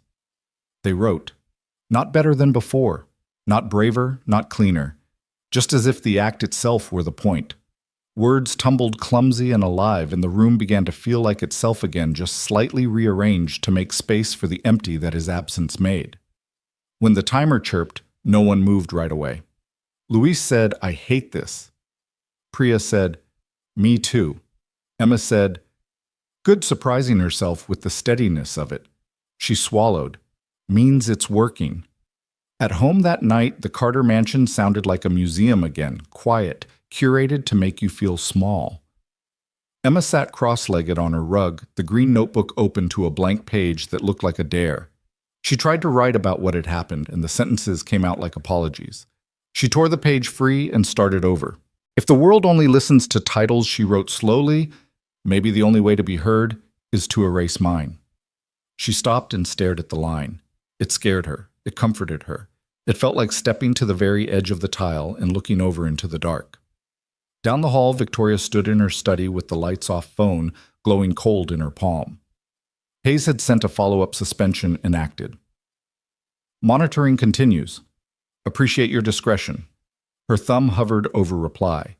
Instead, she opened the photo she'd taken through the wired glass that morning. Emma's face lit with the kind of effort money couldn't fake. She enlarged it until the pixels climbed apart a mosaic of a girl she had made and could not control. She put the phone down and pulled open the bottom drawer. Inside alphabet charts, a text-to-speech device she hadn't switched on in years, a large print novel with the spine barely cracked. She touched them and then let go as if they were hot. In the East Wing. Long after the building emptied and the automatic lights cut out, Daniel walked the hallway with a push broom instead of a mop, the old-school smell rising in waves. He paused by the library door and laid his palm against the cool glass. On the other side, cardboard letters waited in the dark. He whispered, not sure if he was praying or promising, start at 0, and then kept sweeping because the floor needed him, and so did a dozen kids who thought they were alone until a circle made them otherwise. Tomorrow, he wouldn't be in the room, but the work would be. Night draped the Carter mansion like a velvet curtain, muffling the house's expensive quiet until even the grandfather clock seemed to breathe softer. Emma padded down the hallway barefoot, the green notebook tucked under her arm, her phone's flashlight making a pale cone across the runner. She should have been asleep tomorrow, promised a full day of whispers and side-eyes in the wake of Daniel's suspension, but the sentence she'd written before bed wouldn't let her rest. If the world only listens to titles, maybe the only way to be heard is to erase mine. The words pulsed like a bruise. She needed a printer to tape them above her desk, needed to see them in black and white, the way you see a dare more clearly when you stick it to a wall. The family printer lived in her mother's study, Victoria's sanctum, the one room in the house that made even staff speak with indoor voices. The door stood ajar, a thin blade of light cutting the dark. Emma hesitated. She could hear the soft shush of the HVAC and the almost inaudible tick of the glass desk clock her mother pretended not to care about. She tapped the notebook against her thigh once, twice, then pushed the door with 2 fingers. It swung without protest. The study gleamed the way magazines taught rooms to gleam, a glass desk the size of a car. Hood, a wall of books arranged by color instead of subject, a floating shelf with awards that weighed more than they looked. But what always ruined the illusion were the drawers. Victoria kept them locked during the day, guarded as if they contained stock options instead of pens. Tonight, the bottom left one sat cocked open by an inch of misalignment that would have enraged Victoria's sense of symmetry. "Mom?" Emma whispered, peeking around the door. No answer. The house sighed. She crossed to the printer, but her feet stopped at the open drawer the way your eyes stop at a siren-loud word. Curiosity and dread tangled in her chest. She slid the drawer open with her fingertips slow, as if she were disarming something. Inside a tray of laminated alphabet cards in bright primary colors. ABBCC in block print. Below them a text-to-speech device the size of a paperback, its buttons worn smooth. Thick pencils with triangular grips. A pack of colored overlays, transparent sheets in pale blues and greens and ambers. And on the bottom, half hidden under a folder, a large print edition of a classic novel, the pages yellowed the type so big it looked like shouting. Emma froze. It didn't make sense until it made so much sense she had to sit down. She lowered herself into the leather chair, the notebook slipping onto her lap. Her mind rearranged certain memories, like furniture, finally admitting where it belonged, the way Victoria read contracts aloud under her breath, when she thought no one was listening. How she never asked Emma to read the menu in a restaurant, always treating her by ordering. The strange, rigid pride she had in memorizing presentations instead of relying on notes. Emma picked up one of the overlays. The plastic felt flimsy, cheap against her fingers, the kind of thing a teacher might pass to a kid no one had time to understand. She laid it over a page of the large print novel. The letters softened, settled. Her own breath hitched. She reached for the text-to-speech device and thumbed the on switch. A tinny voice, genderless and precise, bled into the room. Chapter 1. Emma snapped it off as if she'd intruded on a secret so intimate that sound itself was an offense. She stared at the drawer like it might snap shut and erase the evidence. But it sat there stubbornly open, full of artifacts that told one story in 10 different dialects. Her mother wasn't perfect at everything. Her mother, Victoria Carter, who stitched a company together with iron thread and a smile sharp enough to open envelopes, had trouble with letters. Had always had trouble with letters. Had built an empire around that trouble so no one would see it. Emma felt something hot sting the backs of her eyes. Not anger exactly. Though anger was there like an old friend, more like a sudden fierce empathy crashing into the scaffolding of all her grudges at once. How many dinners had turned into tribunals, not because her mother loved cruelty, but because fear had been sitting at the table longer than Emma had been alive. The house shifted, settling, or maybe exhaling. Emma picked up the laminated alphabet cards and fanned them, a child's rainbow in her hand. Her throat went tight. She thought of 10-year-old Emma trying to tie her shoes while a nanny's precise fingers did the work, and of another girl tonight on a curb in the rain, a man in a faded uniform double-knotting her laces with patient pride. 2 different knelt postures, 2 different kinds of love. One of them had kept its softness. The other had put on armor and never taken it off. "Why didn't you tell me?" she whispered to no one to the drawer to the room that had always been too clean to trust. She slid the drawer shut gently and stood. The printer blinked at her like a docile animal waiting for commands. Suddenly, she didn't want anything printed in here at all. She turned to leave and stopped. Another drawer top, right this time, sat locked. Emma pressed her palm to the cool wood, feeling foolish and 19 and 12 at once. She tugged. It held. She exhaled and forced herself toward the door. In the hallway, her feet slowed near the framed family photo. The last one before her father left Victoria's smile perfect, and a little brittle Emma, small in a white dress, her eyes searching sideways for something that wasn't there yet. The glass reflected her now older and messier hair, up in a lopsided knot, a smear of ink across one knuckle. The 2 versions of her shared the same space for a heartbeat. She didn't know which one she pitied. Back in her room, she'd closed the door quietly and sat on the floor under the window the way she always did when she needed truth to feel like gravity instead of a trap. She flipped open the green notebook to a new page and wrote without thinking. "My mother built palaces so no one would see the staircase she falls down at night." She stared at the sentence. She hadn't known that was waiting in her wrist until it was there in ink. The next line came slower. "Maybe she pushed me so hard not because she loved perfection, but because she feared I had inherited her war. Inherited the war." The phrase hit her in the sternum. She thought about the way her mother had said Carters don't start at 0, and how the alphabet cards had sat there in the drawer like an altar to 0 used in the dark. She wanted to be furious. It would be easier. But the image of the text-to-speech voice, flat, tinny, reliable in a way human voices never are, kept dragging her back to something like sorrow. For the first time in months, she wanted to walk down the hall and knock on her mother's door and say, "Tell me. Tell me how the letters tilt for you, how they slip, how you catch them, and hold them still like butterflies you can't bear to pin." A light passed under her door. She held her breath. Footsteps paused outside heels without their full armor, slower at night, thoughtful. Emma's hand trembled over the notebook, ready to snap it closed. The footsteps moved on. She pressed her palm flat to the page and breathed until her heart settled into something that didn't sound like panic. Then she wrote carefully. "If we both start at 0, maybe we stop trying to own each other's miles." A sudden memory rose up, uninvited Emma, at 7, sitting at the long dining table with a children's chapter book. Victoria had stood behind her, one hand on the back of the chair, like a captain's, the other hand tracing the lines with a pencil. Slower, she'd said when Emma tried to skip the hard words. "No, see it, don't pretend it." At the time, Emma had heard it as cruelty. Maybe it had been a message passed down from one frightened girl to another, with too much steel added in transit.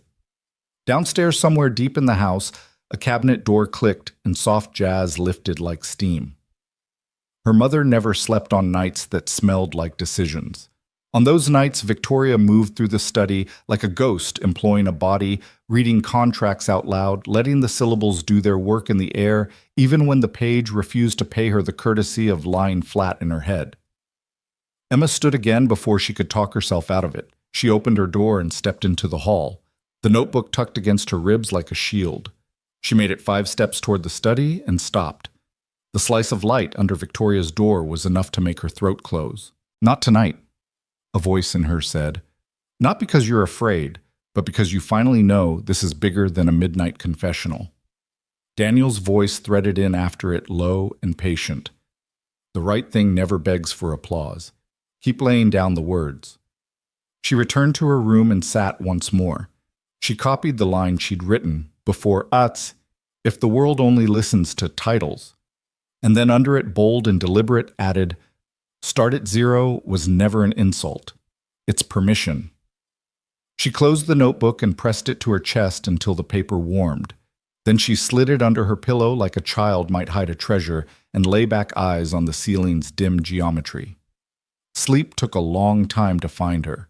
When it did, it threaded her dreams with low voices at a library door, a curved shoelace resting against a small sneaker, a deck of alphabet cards that refused to stay hidden in a drawer. In the morning, she would not be able to unknow what she had learned. In the morning, she would ask. She would not let Victoria rewrite the night into something tidy. But for now, while the house held the last of its quiet, and the sky beyond her window softened toward gray, Emma let the truth sit without trying to weaponize it. It felt like holding a bowl with both hands. Across the hall, Victoria stood in her study with the lights off. Eyes closed, fingertips resting on the edge of the same drawer Emma had touched. She had not heard the device speak, had not seen the cards go out and back. But some rooms change you if you wait outside long enough, and tonight on either side of a hall built for distance, a mother and a daughter kept company with the same secret. Tomorrow, they would test whether it could turn into a bridge. The next morning broke with a sharp wind off the river, rattling the windows of Ridgeview Academy like an omen. Emma walked through the gates with her chin tucked into her collar, the green notebook heavy in her bag, the memory of the open drawer pressing against her ribs like a bruise. By first period, the air was already thick. Daniel was gone, suspended indefinitely. The students in the secret circle carried themselves like half a body without its spine. Luis slouched so deep into his hoodie he looked folded in half, and Priya traced invisible circles on her desk, as if sketching the words she couldn't say aloud. Even Emma's smile, which had begun to bloom in those weeks of failure practice, wilted at the edges. Ms. Franklin handed back another test. Emma saw the grade before she even pulled the paper all the way free, 74 scrawled in red. Not a miracle, but not failure either. She slid the test under her notebook before the class hawks could crane their necks. When the bell rang, Luis muttered, "He's not coming back, is he?" Emma glanced at him, and her voice came out sharper than she intended. "Of course he is." Priya lifted her eyes, worried. "Your mom doesn't lose." Emma thought of the drawer, of the overlays, the oversized type, of the truth she couldn't tell anyone yet. "Maybe she's not the one fighting. This time," Emma said half to herself. That afternoon, the library was emptier than ever. The janitorial cart stood parked in its usual corner, but Daniel's absence turned it into a gravestone instead of a landmark. The kids shuffled into their circle like soldiers reporting to duty without an officer. For a long minute, no one spoke. Finally, Emma dropped her bag onto the floor with a thud. "We keep going." Luis snorted. "Doing what? Pretending we're teachers?" Emma pulled the notebook out and slapped it on the desk. "He didn't teach us to pretend. He taught us to fail forward. We don't stop just because someone's scared of him." Priya's soft voice threaded the air. "What if we're scared too?" Emma looked at them both. Her fingers itched to write, but instead she let the words fall raw. "Then we start at 0. Again." The silence shifted. Not gone, but rearranged. Emma flipped open the notebook to a fresh page. "Okay, let's screw up together." She wrote a math problem on the board badly. Luis groaned but picked up the marker next, his mistake making the others laugh. Priya stumbled through a poem line by line, the rhythm clumsy and awkward, and Emma clapped so hard her palms stung. They were shaky, clumsy, without Daniel's calm voice anchoring them, but they were still moving. That night, Emma came home to find her mother waiting at the kitchen island laptop, closed glass of wine untouched. Victoria rarely waited. She was the one people waited for. The air itself seemed caught in her posture. "Word reached me you've been running something in the library," she said without preamble. Emma froze the notebook still in her hand. "We're just studying." Victoria's eyes flicked to the green cover. With him, Emma's jaw tightened. Without him now. "Thanks to you." The silence stretched brittle as glass. Victoria finally exhaled, her voice quieter. "Do you even know who he is? That man is not what he seems." Emma thought of the drawer, of secrets people carried so carefully they cut their hands on the edges. "Neither are you," she said. Her mother's eyes narrowed, hurt and anger braided together. "Excuse me." Emma set the notebook down with deliberate care. Her hands shook, but she held her ground. "You act like I'm broken because I don't meet your impossible standards. But maybe you're just afraid I'll see you're not perfect either." Victoria's lips parted, then closed again.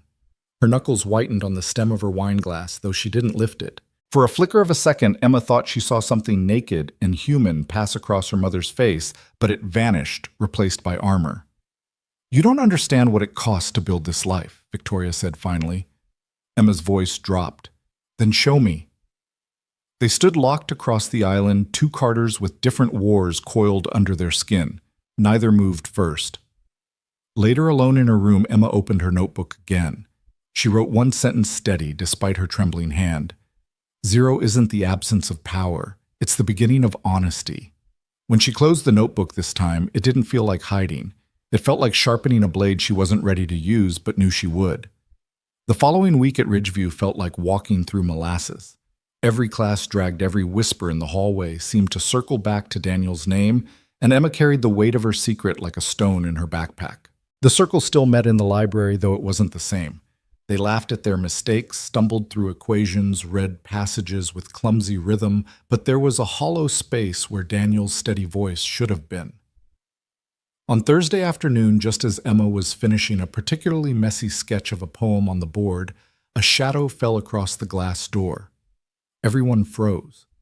The handle turned. It wasn't Daniel. It was Principal Harris, flanked by two teachers. His expression was cold, his voice clipped.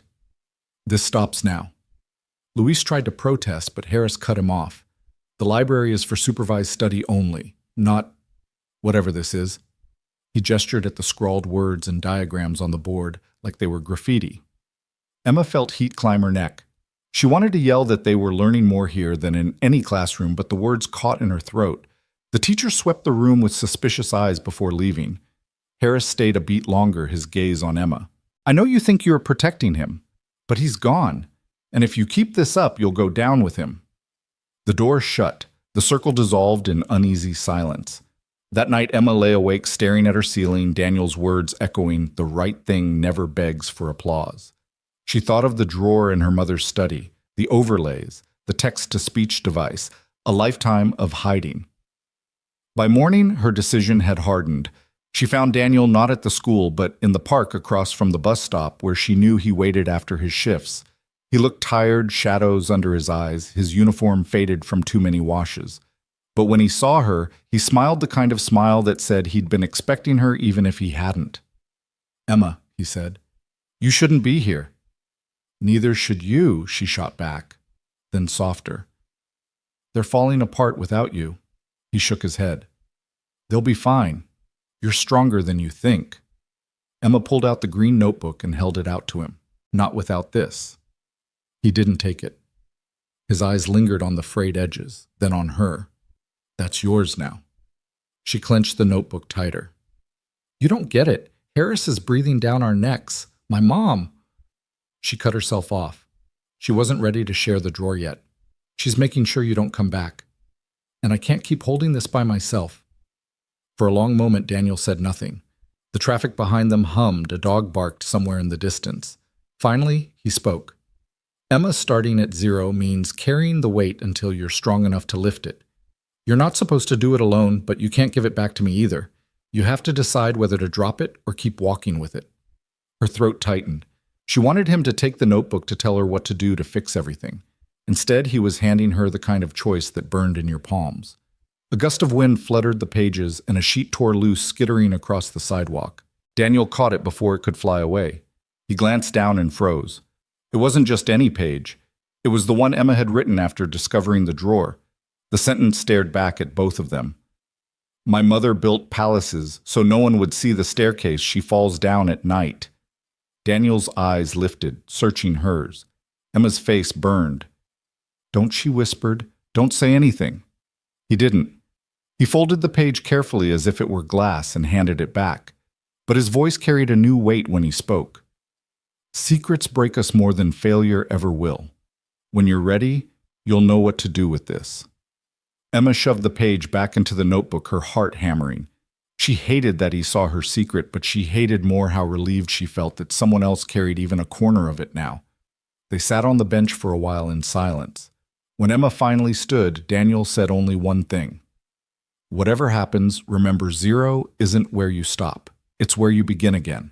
She walked home with the notebook pressed to her chest, the folded page whispering inside it like a loaded chamber. At dinner, Victoria was uncharacteristically quiet, her eyes on her glass of water instead of her daughter. Emma almost blurted everything about the circle, about Daniel, about the drawer, but the words caught on the barbed wire of fear between them. Instead, she said nothing. Later that night, she slid the folded page out, smoothed it flat, and pinned it to her wall above her desk. The words stared back in the dim lamplight palaces. Staircase at night. For the first time, Emma felt like the wall wasn't just decoration. It was a challenge. Tomorrow, she thought. Tomorrow I stop pretending. Friday arrived with an edge, the kind of brittle cold that made every sound carry sharper through the halls of Ridgeview. Emma stepped through the glass doors, the green notebook tucked under her arm, her chest tight with a decision she hadn't dared to say out loud even to herself. The whispers hit her before she reached her locker. "That's her," someone hissed. "The Carter girl who hangs out with the janitor." Emma kept her eyes forward, fingers trembling as she spun the lock. The metal clanged too loud in the hush, and she bit her lip until the copper taste of blood steadied her. Luis caught up to her by second period. His hood was pulled low, his voice pitched tight. "He's not coming back, Emma. Harris is done with him. Your mom, too." "Everyone says he's finished." Emma snapped her locker shut. "Then we're not finished." Luis shook his head. "You're crazy. This isn't just about failing forward anymore. They're coming for us." She glanced down the hall where Harris stood speaking to 2 board members, his eyes flicking toward her like a hawk's. "Then let them come." That afternoon, the circle met again, though the tension pressed heavier than the books on their desks. Priya's hands shook so badly her tea spilled, staining the notebook covers stacked beside her. Luis muttered curses under his breath, eyes darting at the door every time it creaked. Emma stood at the front, notebook open, heart pounding. "I'm done hiding," she said. "We don't need permission to learn. We don't need a teacher to tell us it's okay to fail. We already know." Luis barked a humorless laugh. "And what about Harris? He's watching us like we're criminals. And your mom. You think she won't shut you down too?"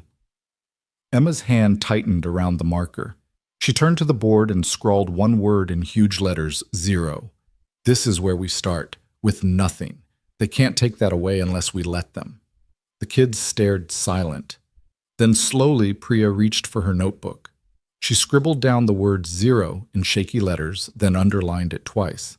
Luis rolled his eyes, but he picked up his pen. The air shifted. Not triumphant, not safe, but alive.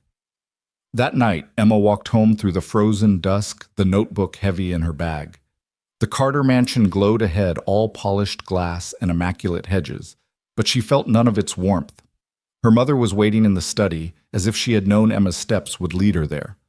Victoria closed the drawer as Emma entered, though Emma caught the faintest glimpse of the overlays tucked inside. Their eyes met like 2 swords clashing. "You're reckless," Victoria said without greeting. "Do you know how fast one whisper about our family spreads in this city? About me, about you." Emma stood straighter, her fingers trembling but her voice firm. "Maybe that's why you hide everything. Maybe that's why you've been hiding yourself." Victoria's lips thinned. You don't understand what I've had to build, what it cost me. If you knew. She stopped, jaw tightening.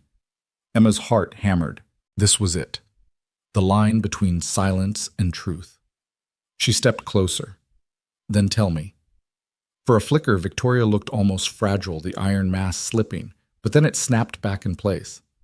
I don't owe you my scars, she said coldly. Emma's throat ached, but she lifted the notebook from her bag and set it on the desk, the folded page with her secret still nestled inside. And I don't owe you my silence. She turned and walked out before her mother could answer. Upstairs in her room, Emma pinned another sentence to the wall. Her handwriting was sharp, jagged. Zero is not the absence of power. It is the choice to begin anyway. She stared at it, chest heaving. Tomorrow, she thought again. Tomorrow, I stop pretending. But this time, the word tomorrow no longer felt like a whisper. It felt like a promise. The flyer went up on Monday, heavy cardstock taped to the main stairwell, under the glare of a trophy case, Ridgeview Annual Speech Contest, Theme, Voice, and Identity. A line of smaller text promised scholarships, a gold-plated plaque, the whole polished future. Students slowed to read it, whispering in clumps, eyes bright with a hunger Emma recognized because it had started to wake in her too. She stood there longer than she meant to backpack strap, digging into her shoulder, the green notebook warm against her ribs. Voice and identity. It felt less like a prompt and more like a dare. She didn't tear off a registration tab. She didn't need to. She already knew what she would say. That night she spread her notebook and a mess of loose pages across her bedroom carpet. The house murmured its rich, empty noises, the HVAC's soft exhale, the occasional click of settling glass, none of it louder than the sentence she'd pinned to the wall. Zero is not the absence of power. It is the choice to begin anyway. She wrote until cramped fingers forced her to stop, then copied the best parts by hand, then cut entire paragraphs that sounded like performance instead of blood. When the words finally held, they were plain and sharper for it. She could hear Daniel's voice under them cut the adjectives. Let the sound stand, and Priya's whisper, I heard it, and even Luis's reluctant grunt when a line was true. Yeah, keep that one. The auditorium on contest night was all varnished wood and fake ferns lining the stage, the air bright with perfume and nerves. Parents dressed like weekends at country clubs. Teachers swapped bets with eyes. A row of judges sat behind a ribbon table, their programs held like shields. On the left side near the aisle, Ms. Delgado waved Emma over and squeezed her hand just once, quick and fierce. You've already done the hard part, she said. You told yourself the truth. Emma swallowed. Backstage, other contestants paced and rehearsed, lips moving around memorized promises. She stood very still. The paper in her hands had the shaky crease of something folded and unfolded too many times. In the fifth row, Victoria Carter took a seat picked for maximum invisibility and minimum risk. Not the front expectation, not the back disdain, but center left where you could see but not be seen. Her jaw was set in its usual boardroom line, but a small device nestled in her ear. Emma didn't notice it. Daniel did from his post near the exit sign's red hum. He stayed in the shadow cap, pulled low uniform, too clean for an evening. Lily's small hand was in his. She refused to miss the brave girl's speech, as she'd been calling it all week. When she started to wave at Emma like she was signaling a plane, Daniel gently lowered her arm. After he whispered, We clap after. Principal Hayes, not Harris. The building only needed one principal, and it was him took the stage and did his careful, neutral welcome, the kind that says everything and nothing. Contestant 1 read an essay about leadership that sounded like a brochure. Contestant 2 told a story about a grandmother that belonged on a Hallmark card but still got a few sniffles.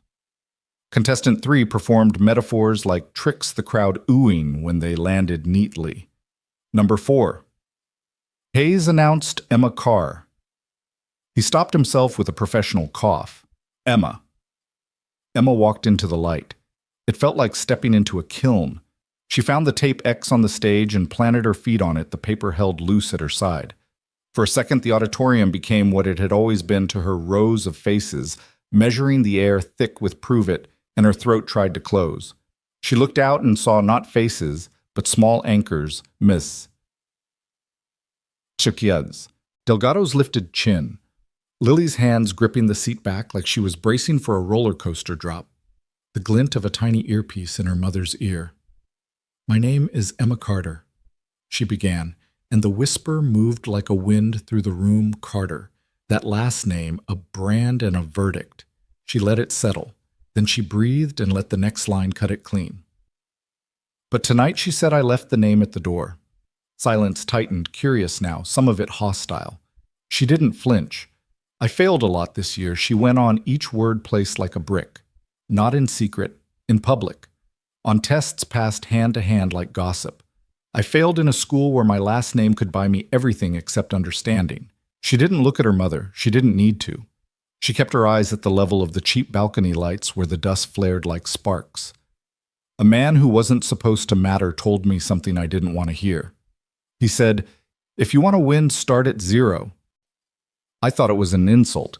Turns out it was permission. Zero is where the noise stops. Zero is where your hands shake and you write anyway. Zero is where you say the hard thing out loud and your voice doesn't break, not because you're fearless, but because you're tired of decorating the truth." She let the line hang. Somewhere, someone coughed and then choked it down. "I could tell you a story about a girl with a famous mother," she said, softer now, letting the edges show. "About marble floors and the sound of heels like judgment. About a drawer full of alphabet cards and a machine that reads out loud when the letters won't line up. I could tell you how we both learned to hide just for different reasons." In the fifth row, Victoria stopped breathing. The device in her ear translated her daughter's cadence into clear sound, every pause a rung on a ladder she'd been too proud to admit she needed. "But the story isn't about the name," Emma said. "It's about the work, writing words until they stop lying. Failing on purpose until fear gets bored and leaves.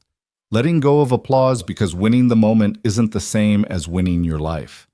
She looked down at the paper for the first time, not to read, but to steady herself. Then she folded it in half and set it on the floor. Her hands were empty now. "If you see me," she said, voice steady as the floorboards, "don't see a Carter. See a kid who started at zero and is willing to start there again tomorrow. See the janitor who mopped more than floors. See the kids who sat in a circle and clapped for each other's worst attempts. See all the names we left at the door so we could pick up our voices." She stepped back from the mic. For a second, the room resisted, muscles clenched against an unfamiliar kind of honesty. Then Priya, dead center, 2 rows behind the judges, started clapping, too loud at first. Then Luis palms like drumheads. Ms. Delgado stood. Lily whooped like she'd just watched someone stick a landing. The applause spread in a wave that found even the polite hands and made them real. In the back, Daniel did not clap right away. He exhaled. The exit sign washed his face in red, and he looked older and lighter than he had in months. When he did bring his hands together, it was with the measured rhythm of someone acknowledging work done right, not a miracle granted. From her aisle seat, Victoria pressed 2 fingers to the device in her ear, as if to quiet it and hear the room raw. She stood too. Not first, not last. When Emma stepped off stage and disappeared into the curtain dark, their eyes met across the aisle, no acknowledgement, no nod, nothing performative. Just a thread taut and thin and new. The program moved on. Finalists announced, polite speeches made, but for Emma the night split in 2 before she said it, and after. Across campus, in a room that smelled like coffee and policy, the school board gathered. A long table, careful water pitchers, a printed agenda with an item near the bottom. Discussion. Unapproved after school. Writing Group East Wing Library. Principal Hayes did his due diligence liability chain of command photos that made people in suits shift in their chairs. The head of facilities recommended immediate cease and desist. Miss Delgado spoke last from the gallery seats, not quite invited to the table, her voice calm and edged with steel. "They're not breaking anything," she said. "They're building something. If we can't see the difference, that's on us." "Let's hear from the employee," a board member said. The room turned to Daniel, who sat against the wall in his cleanest shirt like a man who'd been called to testify in his own small trial. "I'm not proposing a class," he said. "I'm proposing a corner, a sanctioned time and place where kids can show up with notebooks and not be mocked for failing. 10 minutes on the clock. A room that tells the truth back to them." "A janitor proposing pedagogy," someone muttered. "Meaning to wound." Daniel didn't bristle. "A dad," he corrected quietly. A former teacher whose program lost its funding when writing wasn't shiny enough. A man who knows that if you don't give kids a place to put their fear, they'll find one you don't like. The board shifted. The room felt like it was leaning toward a no out of habit. Then Victoria stood. She had slipped in 3 minutes late, silent as leverage, and taken a chair near the door. Now she moved to the end of the table, placed both palms on the gleaming wood, and spoke in a tone usually reserved for hostile takeovers and emergency settlements. "My daughter read tonight," she said. "I listened to every word. She didn't mention the device. She didn't need to. You're debating risk. I'm offering structure. Create an official after-school writing lab. You can put whatever guardrails you need on it. I will endow it for 5 years through a fund that doesn't carry my family name." A small thunder of whispers. Someone asked cautious, "Why hide the name?" "Because legacies choke," she said simply. "And because some rooms should belong to the kids who fill them, not the donors who funded them." Hayes cleared his throat. "Ms. Carter, with respect, philanthropy cannot override." "It can partner," she said not unkindly. "I am not buying a program. I am telling you the money will be there if you have the courage to say yes." Silence gathered weight. Then a younger board member, eyes less tired than the rest, raised her hand. "I move. We pilot the lab through the end of the year with monthly oversight and student sign-ups capped for safety." Second, another said. Hands rose. "Not all. Enough." Motion carried. The meeting emptied with the awkward efficiency of people surprised to have done something decent. In the doorway, Daniel and Victoria met without audience or script. "Thank you," he said, those 2 words scraped clean. She held his gaze. "Don't thank me. She did the work. A beat. You showed her where to stand. They didn't shake hands. They didn't need to." Lily darted between them, waving a program with a star scribbled next to Emma's name. "She won," Lily announced to no one and everyone. "She won because she told the truth." "We all did, a little," Victoria said, and the admission cost her, which made it worth more. The next morning, an envelope waited on the Carter doorstep, fat with promise. Emma tore it like a kid on Christmas. Hastings College of Liberal Arts offered admission with a small scholarship and a note about their writing program's community-based practice. She read it twice then, a third time out loud, savored the way the words tasted in the room.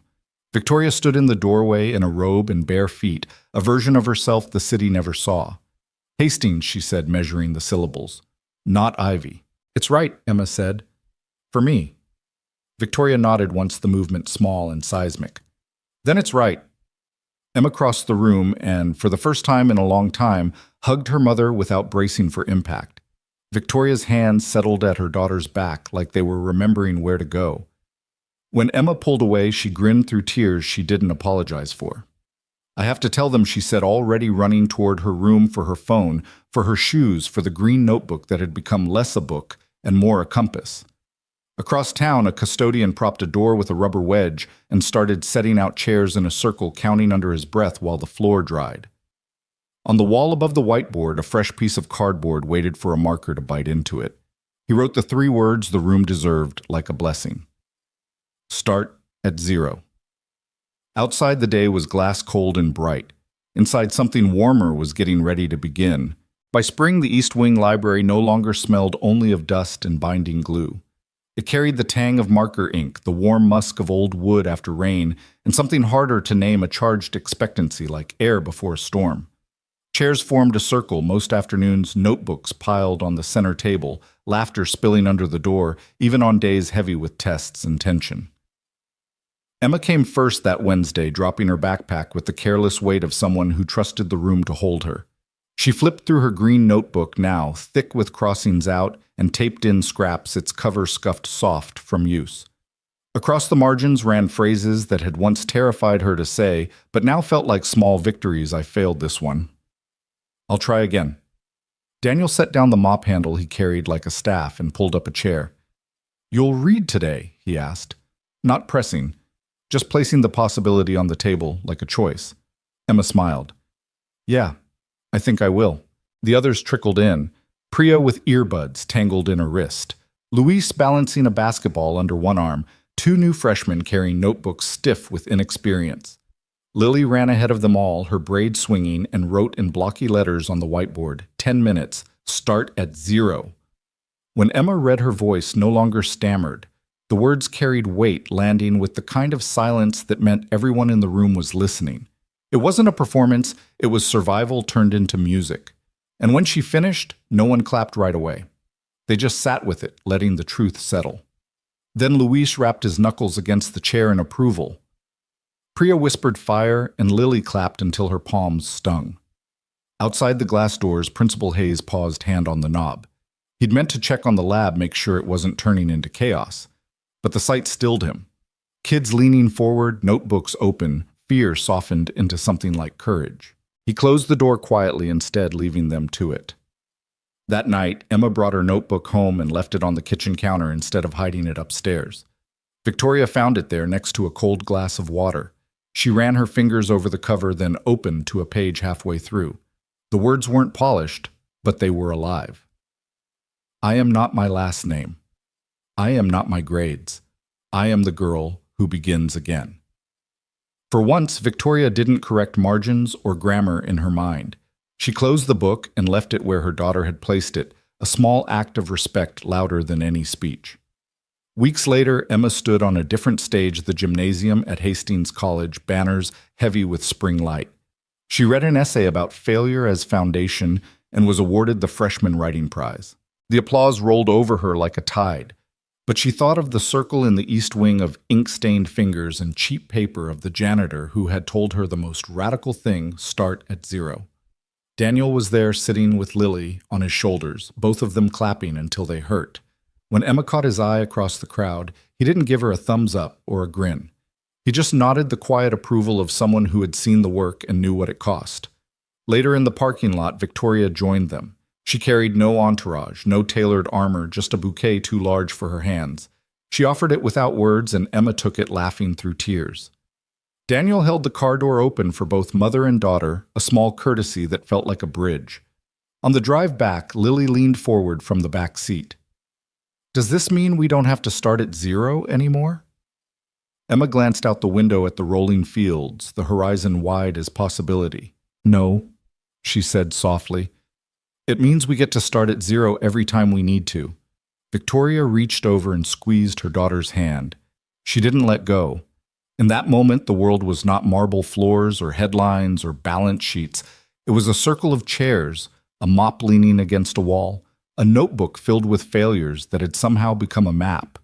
It was family chosen and blood stitched together by the courage to begin again. And in a library that still smelled faintly of dust and ink, another kid walked in with shaking hands, clutching a fresh notebook. On the board, 3 words waited to meet him, like a promise: start at 0. Your thoughts will help us create meaningful stories. And if you want to hear more powerful healing stories like this, don't forget to subscribe to the channel. Click the bell icon so you don't miss any new episodes. And most importantly, share this video with people who need a little hope today. Thank you so much for your time. Well, we hear you, we listen to you, and we are honored to tell these stories for you.